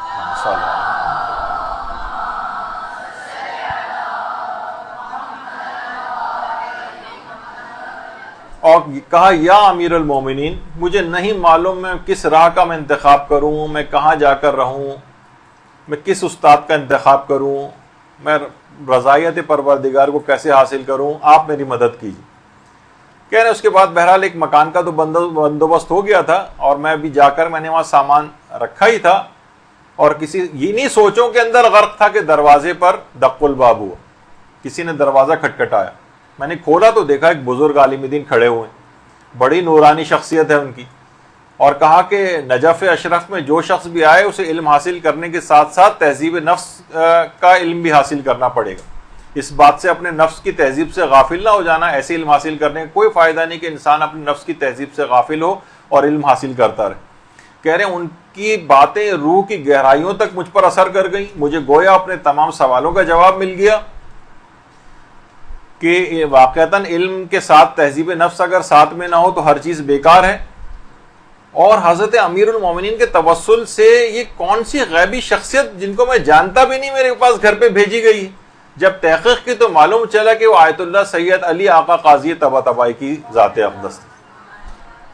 کہہ رہے ہیں اس کے بعد یعنی اس توسل کے نتیجے میں گویا ایک لحاظ سے ادھر انہوں نے امیر المومنین سے توسل کیا، اور ادھر اگلے ہی دن ان کے پاس آیت اللہ علی آقا قاضی طباطبائی پہنچ گئے. اور کہنے اس کے بعد میں جتنا عرصے وہاں پر رہا ان کا ایسا دل دادا بن گیا، میں نے ان کے دامن کو کبھی نہیں چھوڑا، اور مسلسل ان کے درس میں جب تک وہاں رہا ان کے درس اخلاق میں جاتا رہا. یہی وجہ ہے کہ جو بھی علماء فرماتے ہیں کہ مراحل سیر و سلوک جو بھی ہیں یہ معصومین کی مدد کے بغیر ممکن نہیں ہوتے. یعنی آپ عمل کے اعتبار سے خواہ کتنے ہی عمل کیوں نہ کر لیں، مراحل سیر و سلوک جب تک ائمہ کا توسل حاصل کوئی شخص نہ کرے چہاردہ معصومین کا، تب تک وہ تکامل کے مرحلے تک نہیں پہنچ سکتا. تو کیونکہ یہ واسطہ فیض الہی، ان کے ذریعے فیض الہی ہم تک پہنچتا ہے. اس واسطے کو اگر کوئی بیچ میں سے نکال دے گا تو وہ کبھی اس چیز کو حاصل نہیں کر سکتا. تو ایک تو حضرت امیر المومنین سے توسل کرنا ہے، دوسرا اپنے دعاؤں کے اندر واسطہ دینا ہے حضرت امام حسین علیہ الصلوۃ والسلام.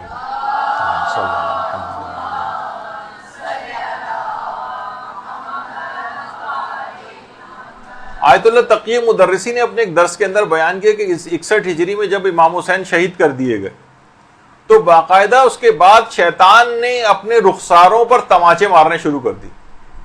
اس کے چیلے سارے جمع ہو گئے کہ اے امیر تمہیں تو اس وقت خوش ہونا چاہیے، تم اپنے آپ کو یہ گریا اور یہ سب کیوں کر رہے ہو، اور یہ اپنے منہ پہ تماچے کیوں مار رہے ہو. کہنے لگا کہ مجھ سے بہت بڑی غلطی ہو گئی کہ میں لوگوں کو جہنم میں بھیجنا چاہتا تھا، لیکن امام حسین کی شہادت سے ایک باب رحمت کھل کر رہ گیا کہ اب جو بھی ان سے متوسل ہوگا وہ ان کی شفاعت سے ضرور بہرہ مند ہو جائے گا۔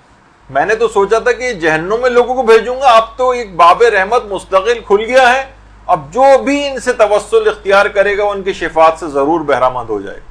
تو بہرحال امام حسین علیہ السلام کی شفاعت خاص طور پر، اور ابن طاؤس جب بھی فرماتے تھے، جو ان کی کتاب اقبال الاعمال ہے، کہ معصومین کی معرفت جو ہے وہ شب قدر کی معرفت سے بھی زیادہ ہے۔ وہ کہتے ہیں میں کتنے ایسے افراد ہیں جن کو جانتا ہوں اگرچہ شب قدر، کہ وہ شب قدر کی پہچان رکھتے تھے، اور شب قدر کی پہچان سے کہیں زیادہ معصومین علیہ السلام کی معرفت کی بات ہے۔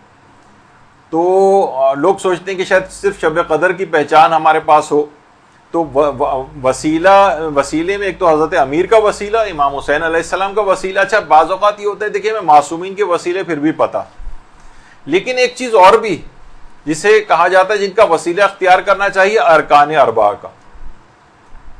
4 افراد ہیں جن کو ارکان اربعہ کہا جاتا ہے، دین کی بنیادوں میں شامل ہیں معصومین کے بعد، عمار یاسر، سلمان فارسی، مقداد اور ابو ذر۔ یہ 4 افراد یہ ارکان اربعہ کا کہلائے جاتے ہیں۔ پیغمبر اسلام ختمی مرتبت صلی اللہ علیہ وآلہ وسلم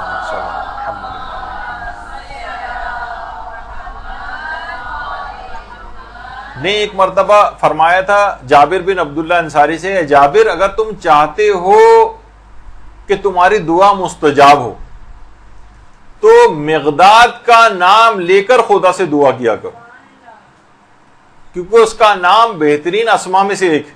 باقاعدہ شیخ مفید نے کتاب اختصاص کے اندر اس روایت کو لکھا۔ تو ان افراد، یہ جو 4 افراد، عمار یاسر، سلمان فارسی، مقداد اور ابو ذر، یعنی جو غیر معصومین میں سے بڑی اہمیت ہے ان کی، معصومین کے بعد سب سے زیادہ، تو ان 4 افراد کے وسیلے سے بھی دعائیں مانگیں۔ آپ دیکھیے کیسی آپ کی دعا نہیں قبول ہوتی۔ اور آیت اللہ عراقی تو یہ تو پھر بھی ائمہ کے اصحاب کی بات تھی، پیغمبر کے اصحاب کی بات تھی۔ آیت اللہ عراقی فرماتے ہیں ایسا کبھی نہیں ہوا کہ اگر کسی کو کوئی مشکل درپیش ہو اور وہ قرآن کا ایک سورہ پڑھ کر میرزائے قمی کو ہدیہ کرے اور اس کی وہ مشکل حل نہ ہو۔ آج تک کبھی ایسا ہوا ہی نہیں، آج تک ایسا نہیں ہوا۔ یعنی میں نے جتنے بھی افراد کو یہ بات بتائی ہے اور واقعتاً انہوں نے اس کا تجربہ کیا ہے، وہ خود کہتے ہیں کہ یعنی ہم نے واقعی جس مشکل کے لیے ہم نے یہ والا عمل کیا۔ آیت اللہ عراقی کہتے ہیں کسی کی کوئی مشکل ہو اور وہ قرآن کا کوئی ایک سورہ پڑھ کر میرزائے قمی کی روح کو ہدیہ کرے، ممکن ہی نہیں ہے کہ اس کی وہ دعا رد ہو جائے۔ اسی طریقے سے دیکھیے ارکان اربعہ کی توسل کی طرف میں نے ذرا متوجہ کیا آپ کو کہ ان کا بھی وسیلہ اختیار کریں۔ آیت اللہ عراقی نے مرزا قمی کا وسیلہ جو ہے کہ ان کو ہدیہ کریں، پھر دیکھیں دعا کیسے قبول ہوتی۔ آقا منیر الخباز جو قطیف کے بڑے علماء میں اور آیت اللہ خوئی کے شاگردوں میں بھی رہ چکے ہیں، یہ خود فرماتے ہیں کہ آیت اللہ سید عبدالعالی سوزواری سے جب پوچھا گیا کہ حاجات کی قبولیت کے لیے سب سے بہترین عمل بتائیے کون سا ہے، سب سے بہترین اور مجرب عمل، تو انہوں نے کہا کہ اقامت مجالس حضرت ام البنین سلام اللہ علیہ۔ اللہم صل علی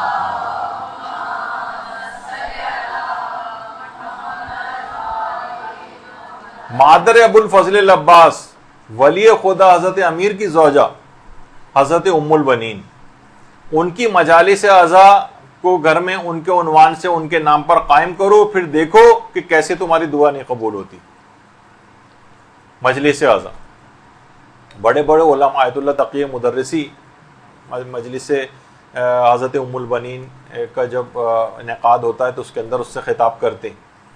اور اس کے علاوہ ایک چیز اور بھی بہت اہم ہے حضرت ام البنین کے حوالے سے، اور وہ ہے سفرہ حضرت ام البنین، ان کے نام پر لوگوں کو کھانا کھلانا۔ ان کے ایک دسترخوان، ہمارے یہاں دسترخوان امام حسن بہت مشہور ہے، لیکن سفرہ ام البنین یہاں اتنا زیادہ مشہور نہیں، کچھ جگہوں پہ لوگ کرتے ہیں لیکن ایران میں اور عرب دنیا کے اندر بہت زیادہ اتنا مجرب ہے کہ کوئی بھی آپ کی حاجت ہو، آپ حضرت ام البنین کے نام پر لوگوں کو کھانا کھلائیں، پھر آپ دیکھیں کہ آپ کی حاجت کیسے قبول نہیں ہوتی۔ تو باقاعدہ سفرہ ام البنین سے متعلق علماء بہت سارے ان کے استفتاحات بھی موجود ہیں۔ اور شاید شب بود یا اس طرح سے کسی تاریخ میں ہوتا ہے وہ. اور خود مرحوم آیت اللہ خوئی وہ اس بات کے بہت زیادہ معتقد تھے حضرت ام البنین سے توسل کے اعتبار سے. بہت ہی زیادہ معتقد تھے کہ کوئی بھی دعا آپ ان کے حوالے سے کریں. جس طریقے سے حضرت ام البنین ہے, اسی طریقے سے ہمارے امام زمانہ علیہ السلام کی والدہ گرامی حضرت نرجس خاتون صلی اللہ علیہ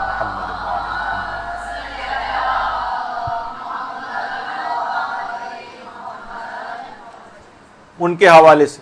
تو بہت سی چیزیں ایسی ہیں جو رائج نہیں ہیں ہمارے ہاں, اور ان کے توسل کو بھی اختیار کرنا چاہیے. پھر آپ دیکھیں کہ کتنی تیز رفتاری سے آپ کی دعائیں قبول ہوئیں, اور یہ تو شب قدر ہے ہی دعاؤں والی رات. تو اس میں علی الخصوص آپ ان شخصیات کا دماغ میں رکھتے ہوئے ان کے وسیلے اور واسطے سے پروردگار کی خدمت میں اپنی حاجات کو پیش کیجیے. اچھا, اب دعائیں مانگنا ہے ہمیں. کون سی دعائیں مانگنا؟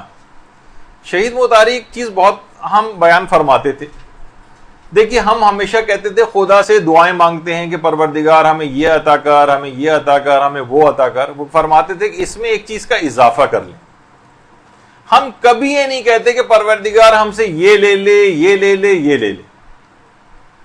حالانکہ اس دعا کی ہمیں زیادہ ضرورت ہے کہ ہم پروردگار سے کہیں کہ پروردگار ہم سے یہ لے. وہ کہتے ہیں کہ ہمیں یہ کہنا چاہیے, یا اللہ ہم سے مال و مقام کی محبت کو چھین لے, اے اللہ ہم سے بغض و حسد لے لے, اے اللہ غرور و تکبر کو ہم سے چھین لے, پروردگار جہالت کو ہم سے چھین لے. یعنی سب سے پہلے جو تم سے چیزیں لے لینی چاہیے اس سے پہلے اپنے آپ کو دور کر لو, اور اس کے بعد کہو کہ پروردگار مجھے فلاں فلاں فلاں چیز عنایت فرما.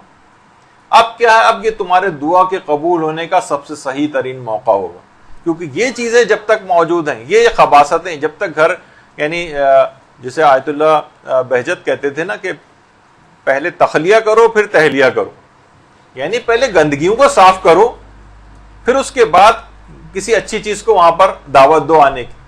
تو ہم اپنے دل کے اندر ان تمام گناہوں کے انبار اور گندگیاں لگائی ہوئی ہیں, اور اس کے اندر ہم نیک چیزوں کو طلب کر رہے ہیں, ممکن نہیں. پہلے گندگیاں ہٹانی پڑیں گی.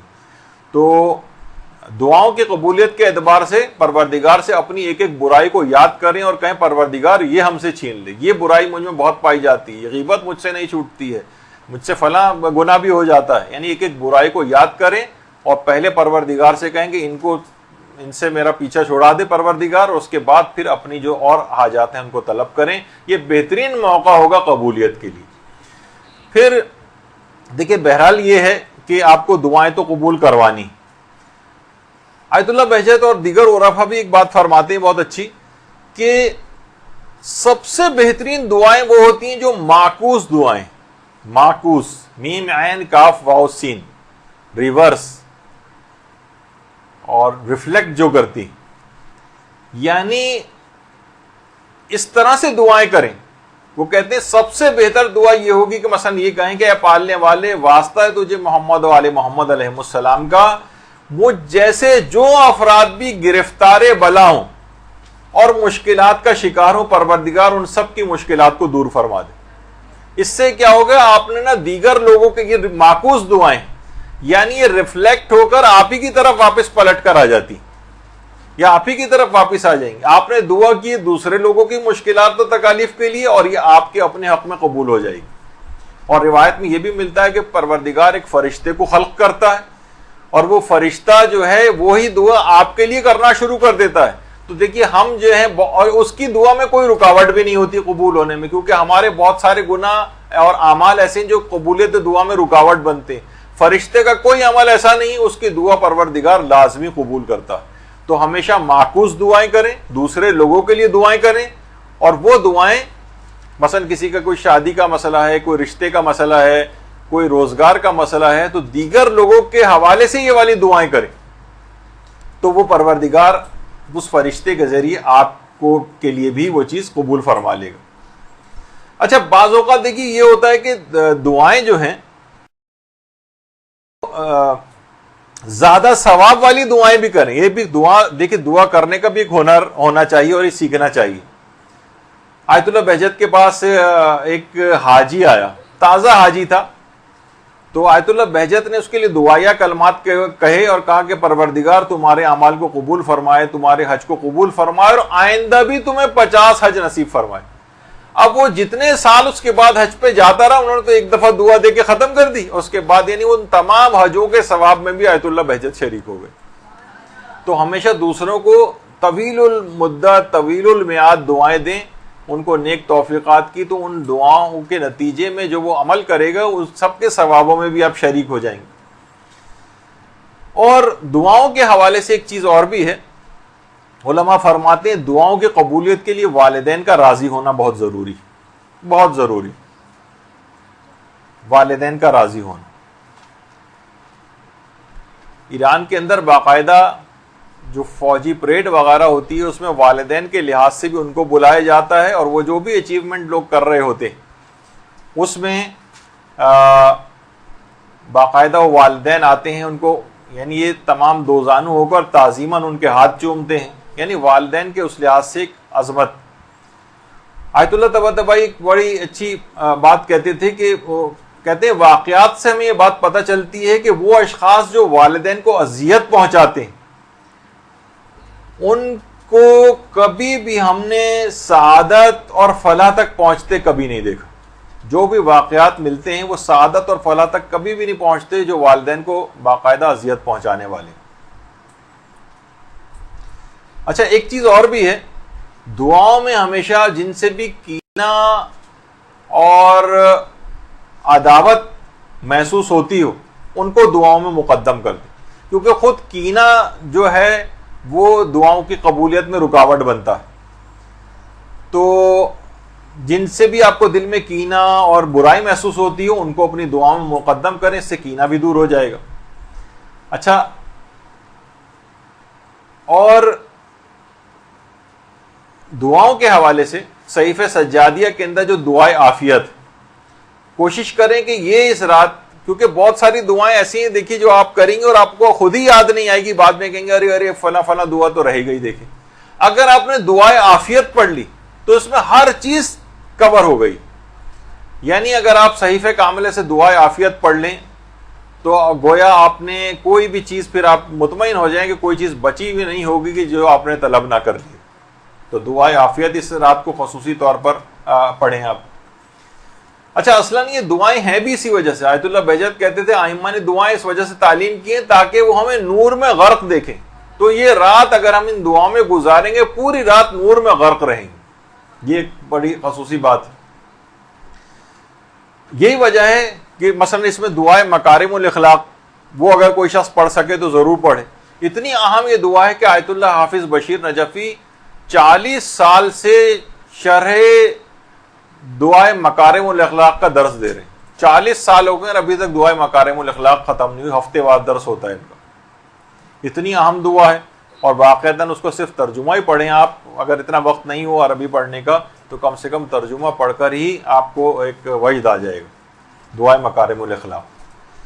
البتہ کوشش یہ کریں کہ عام طور پر جس وقت دنیاوی، اصل میں لوگ اتنے پریشان ہیں کہ بے تحاشا اپنی عام دنیاوی دعاؤں کے لیے بھی شدت کے ساتھ گریا کرتے ہیں، عام دنیاوی، تو بہت زیادہ دنیاوی دعاؤں کے لیے گڑ گڑانا اور بہت زیادہ شدت سے گریا نہ کریں۔ دنیاوی دعاؤں کے لیے بہت زیادہ شدت سے گریا، کیونکہ اس سے امام کو تکلیف پہنچتی ہے۔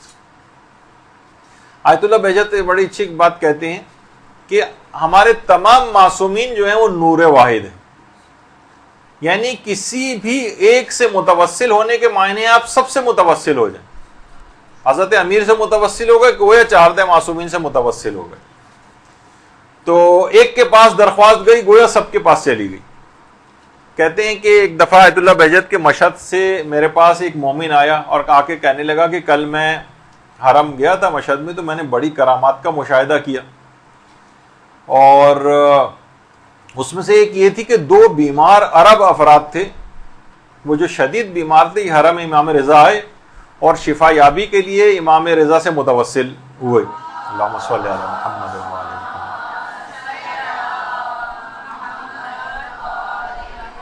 ڈاکٹروں نے بہت بڑا سا آپریشن بتایا تھا اور آپریشن کے بعد کہا تھا کہ بلکہ کامیابی کا بھی زیادہ امکان ظاہر نہیں کیا تھا.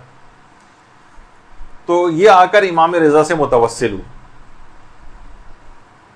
تو متوسل ہونے کے بعد جب وہ واپس اپنے ہوٹل آئے اور وہاں آ کر سوئے تو دونوں نے الگ الگ خواب میں دیکھا کہ حضرت معصومہ قم تشریف لائیں.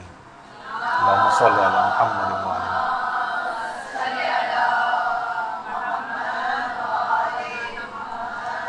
معصومہ قوم نے آ کر کہا کہ حضرت امام علی رضا علیہ الصلوۃ والسلام نے تم لوگوں کے لیے پیغام دیا ہے کہ انہوں نے تمہاری دعا کو قبول کر لیا ہے, تمہارے آپریشن کی کوئی ضرورت نہیں ہے.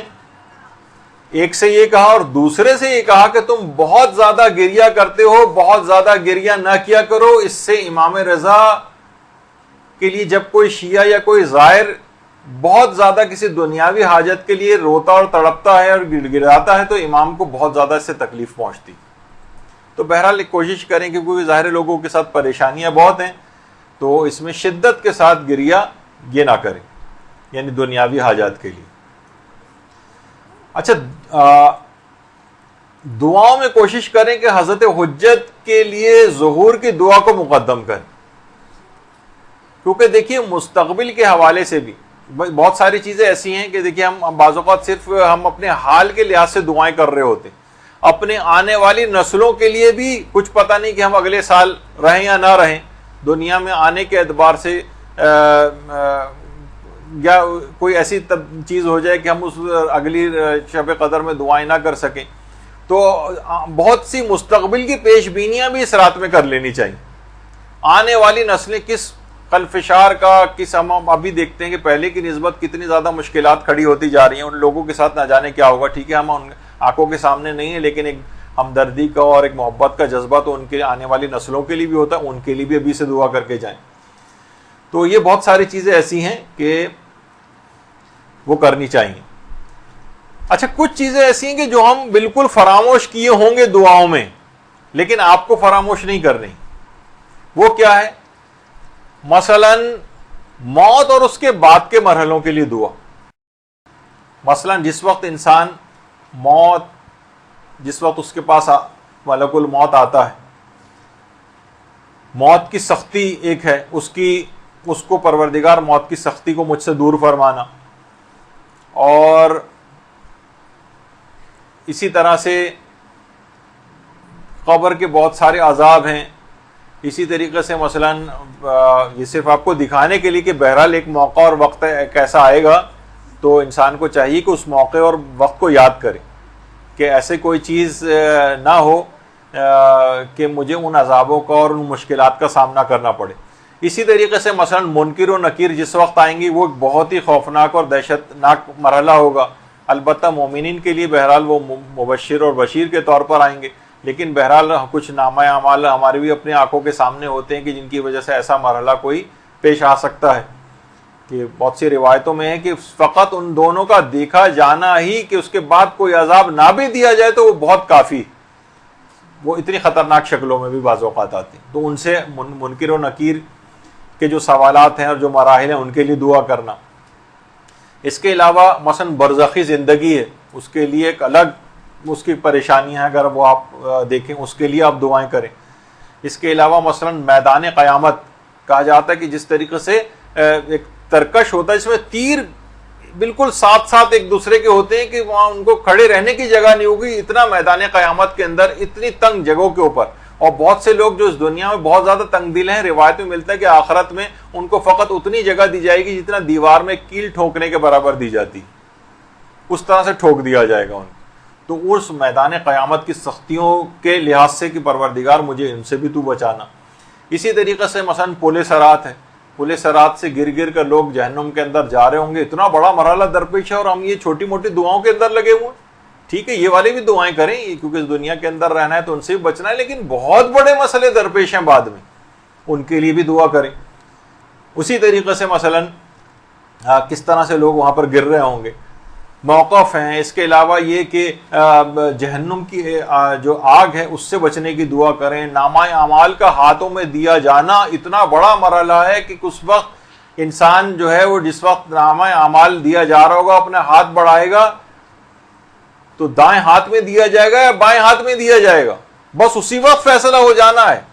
اتنا بڑا مرحلہ ہے کہ عرفا کے دل ٹکڑے ٹکڑے ہو جاتے ہیں بس بات کو سوچ کر کہ کس ہاتھ میں نامہ اعمال دیا جائے گا۔ اس موقع کا آپ کو سوچنا ہے، اور اسی طریقے سے اور صرف دوزخ کا ہی نہیں سوچنا، جنت کے درجات کا سوچنا ہے۔ بہت سے ایسے افراد ہوں گے کہ جن کو مثلاً 100 سال بعد ائمہ سے ملاقات نصیب ہوگی، کچھ کی ہر مہینے ہوگی، کچھ کی ہر سال ہوگی، کچھ کی روزانہ ہی ہوگی، کچھ ہر وقت ہی ان کے پڑوس میں بیٹھے رہیں گے۔ تو کون سے والے؟ تو اس کے لیے بھی تو دعائیں کریں کہ ان کا جوار اور ان کا ساتھ کثرت کے ساتھ نصیب فرما۔ ایسا نہ ہو کہ ہم ان افراد میں سے ہوں کہ جن کو 1000 اور 500 سال کے بعد مثلا ملاقات ان سے نصیب ہو رہی، کتنی بڑی محرومی ہوگی جنت میں جا کر بھی۔ تو کتنے اہم مسئلے درپیش ہیں، اور ہم چھوٹی چھوٹی دعاؤں کے اندر پوری فہرست بنا کے بیٹھے ہوئے ہیں، 90 95 98 99% دعائیں تو یہی اس دنیا کی جو چند دن بعد ختم ہو جانی۔ تو ہم چاہتے ہیں ہمیں ان کے رجسٹر میں اپنی جگہ بنانی، سب سے آخر میں، جنت کے رجسٹر میں سب سے آخر میں نہیں رہنا۔ دیکھیے کہا جاتا ہے نا کہ دنیا کے ہم لوگ تمام ہماری کوششیں دنیا کے لیے ہوتی ہیں، دنیا ہی کے لیے نام حاصل کرنا چاہتے ہیں، دنیا ہی کے لیے سب چیز حاصل، مثلا دنیا کے لیے میکسیمم کتنے بھی اچھے آپ کام کر لیں، دنیا زیادہ سے زیادہ آپ کو کیا کہے گی؟ آپ کے نام پر ایک روڈ کا کوئی ایک نام رکھ دے گی مثلا، بس اس سے زیادہ کچھ نہیں۔ مثلا ہم اپنے ناموں کے لیے کیا کرتے ہیں؟ اپنے نام اخباروں میں چھپوانا چاہتے ہیں، اپنے نام ٹی وی پہ آتے دیکھنا چاہتے ہیں، اپنے نام کی نیم پلیٹس دروازوں اور دیواروں کے اوپر جو ہے لگاتے ہیں۔ ہم چاہتے ہیں کہ کیا ہے کہ بس فلاں چیز ہو، اتنے لائکس مل جائیں، اتنے ہمیں کمنٹس ہمارے حق میں آ جائیں، یہ بیٹھے گنتے رہتے ہیں۔ اور مرتے ہی جس نام کے لیے سب سے زیادہ کوشش ہے، کسی نے بڑا اچھا کہا ہے کہ سب سے پہلے یہ نام آپ سے چھین لیا جاتا ہے مرتے ہی۔ اب کوئی نہیں کہے گا کہ مثلا عابد حسین زیدی صاحب، کہیں گے میت کدھر ہے، میت کب اٹھے گی، میت کب آئے گی، جنازہ کا اٹھنے کا وقت کیا ہے؟ ارے بھائی اس سے نام لے کے کیوں نہیں مخاطب کر رہے ہو؟ نہیں، نام وام سب چھن گیا۔ اب اعلان ہوگا کہ نماز جنازہ فلاں جو ہے میت کی اتنے بجے جو ہے وہ کی جائے گی، تو بہرحال یہ نام سب سے پہلے چھین لیا جائے گا آپ سے۔ تو اس چھوٹے سے نام کے لیے یعنی اتنی محنت ہم کر رہے ہیں، اصلاً وہاں کے رجسٹر میں نام آ جائے۔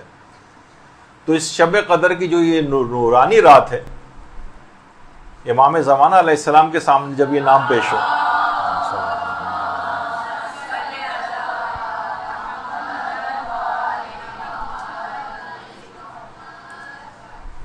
ان کے رجسٹر، ان کے یعنی امام علیہ السلام جو ہیں وہ آپ سے راضی اور خوش ہو جائیں۔ مسجد جمکران، اس کے جو خطیب ہے سید حسین حسینی قبی، انہوں نے مسجد جمکران میں باقاعدہ جو دعائے توسل کا پروگرام ہوا تھا، اس میں خطاب کرتے ہوئے بات فرمائی تھی کہ آیت اللہ علی آقا قاضی جو تھے وہ اپنے شاگردوں کو کچھ خاص نصیحتیں کرتے تھے۔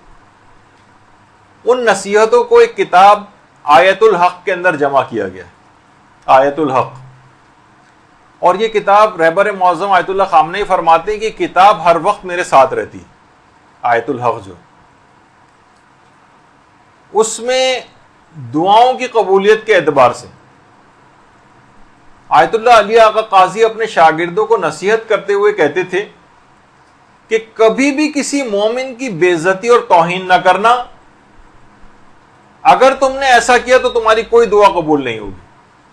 یعنی عام زندگی میں اگر ہم کسی مومن کی توہین اور بے عزتی کریں، جس سے وہ کوئی ایسا عمل جس سے وہ اپنی توہین اور بے عزتی محسوس کرے، تو آیت اللہ علی آقا قاضی فرماتے تھے کہ وہ تمہاری دعاؤں کو قبولیت سے روک دے گا یہ عمل۔ تو آپ کو عام زندگی میں بھی کوشش کرنی چاہیے، فقط ایسا نہیں کہ آپ صرف اسی اس میں رہ جائیں کہ بس ہمیں جو ہے وہ شب قدر ہی کے اندر کوئی دعا جو ہے قبول کروانی ہے، بس اس کی حد تک عام زندگی میں بھی قبولیت کا یہ والا اس عمل کو کسی مومن کی توہین و تذلیل کبھی نہ کریں۔ تو بہرحال یہ اس طرح سے ہوتا۔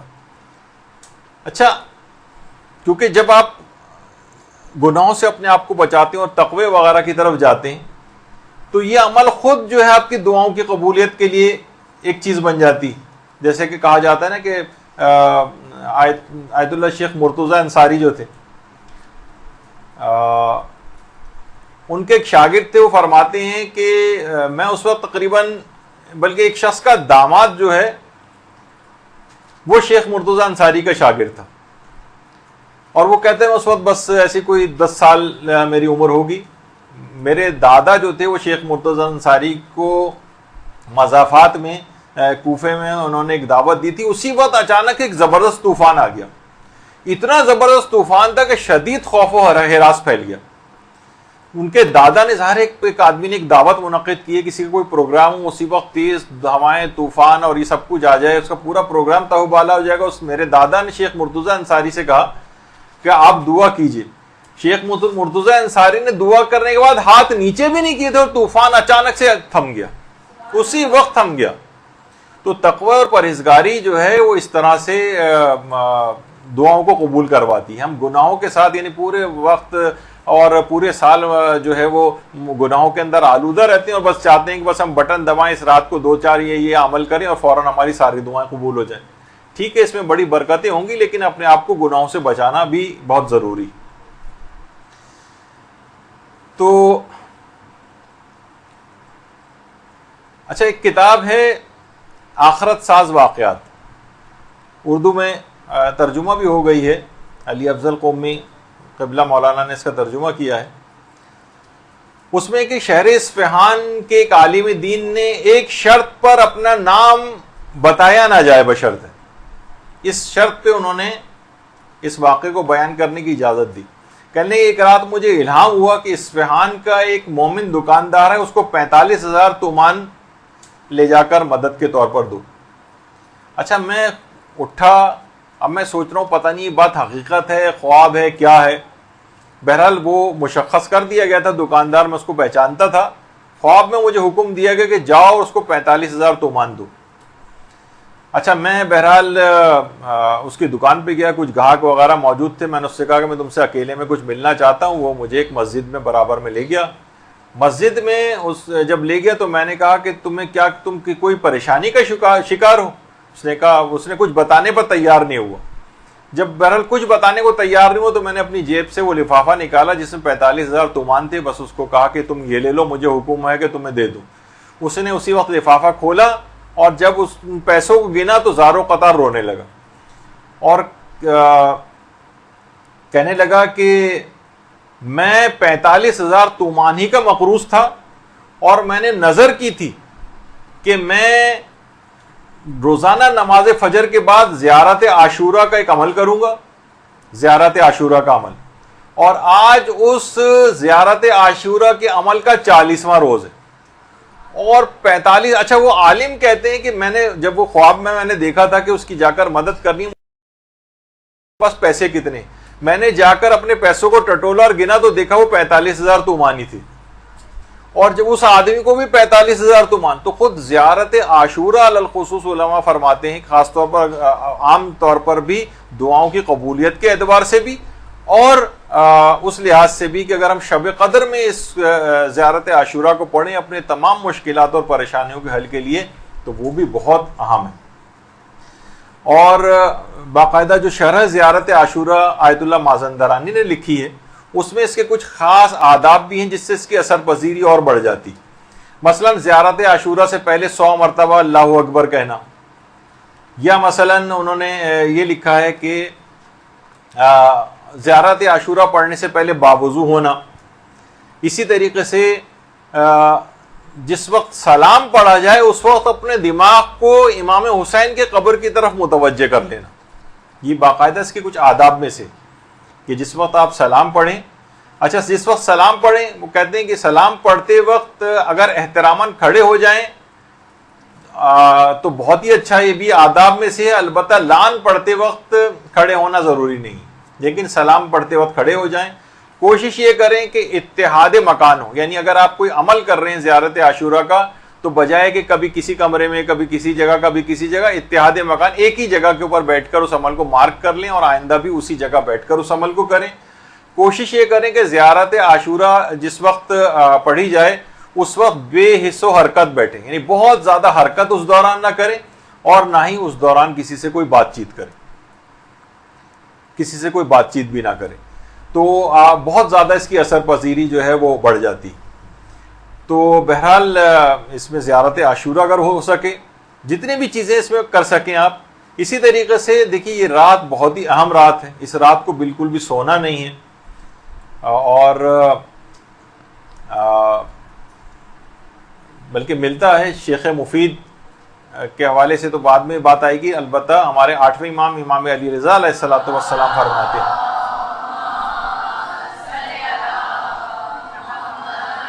کہ جو بھی اس رات کو جاگ کر گزارے گا تو خدا اس کے گناہوں کو بخش دے گا، چاہے آسمانوں کے ستاروں جتنے ہوں یا پہاڑوں کے وزن کے برابر ہوں یا دریاؤں کے پھیلاؤ جتنے برابر بھی ہوں، تب بھی پروردگار سب کو بخش دے گا، فقط جاگنے سے، فقط جاگنے سے۔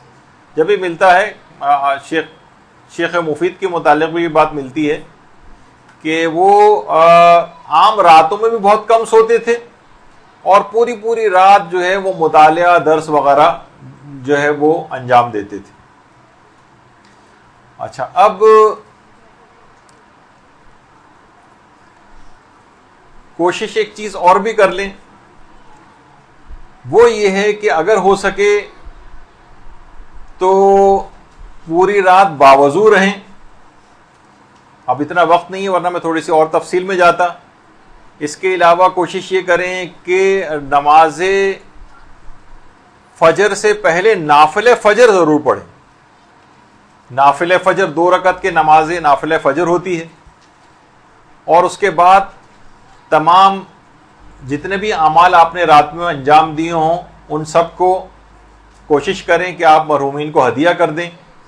کوشش کریں، میں بہت جلدی میں جا رہا ہوں کیونکہ وقت ختم ہو گیا، ورنہ بھی میں آپ کو بہت چیزیں اور دکھاتا اور بتاتا، لیکن تاکہ سارے مکمل ہو جائیں۔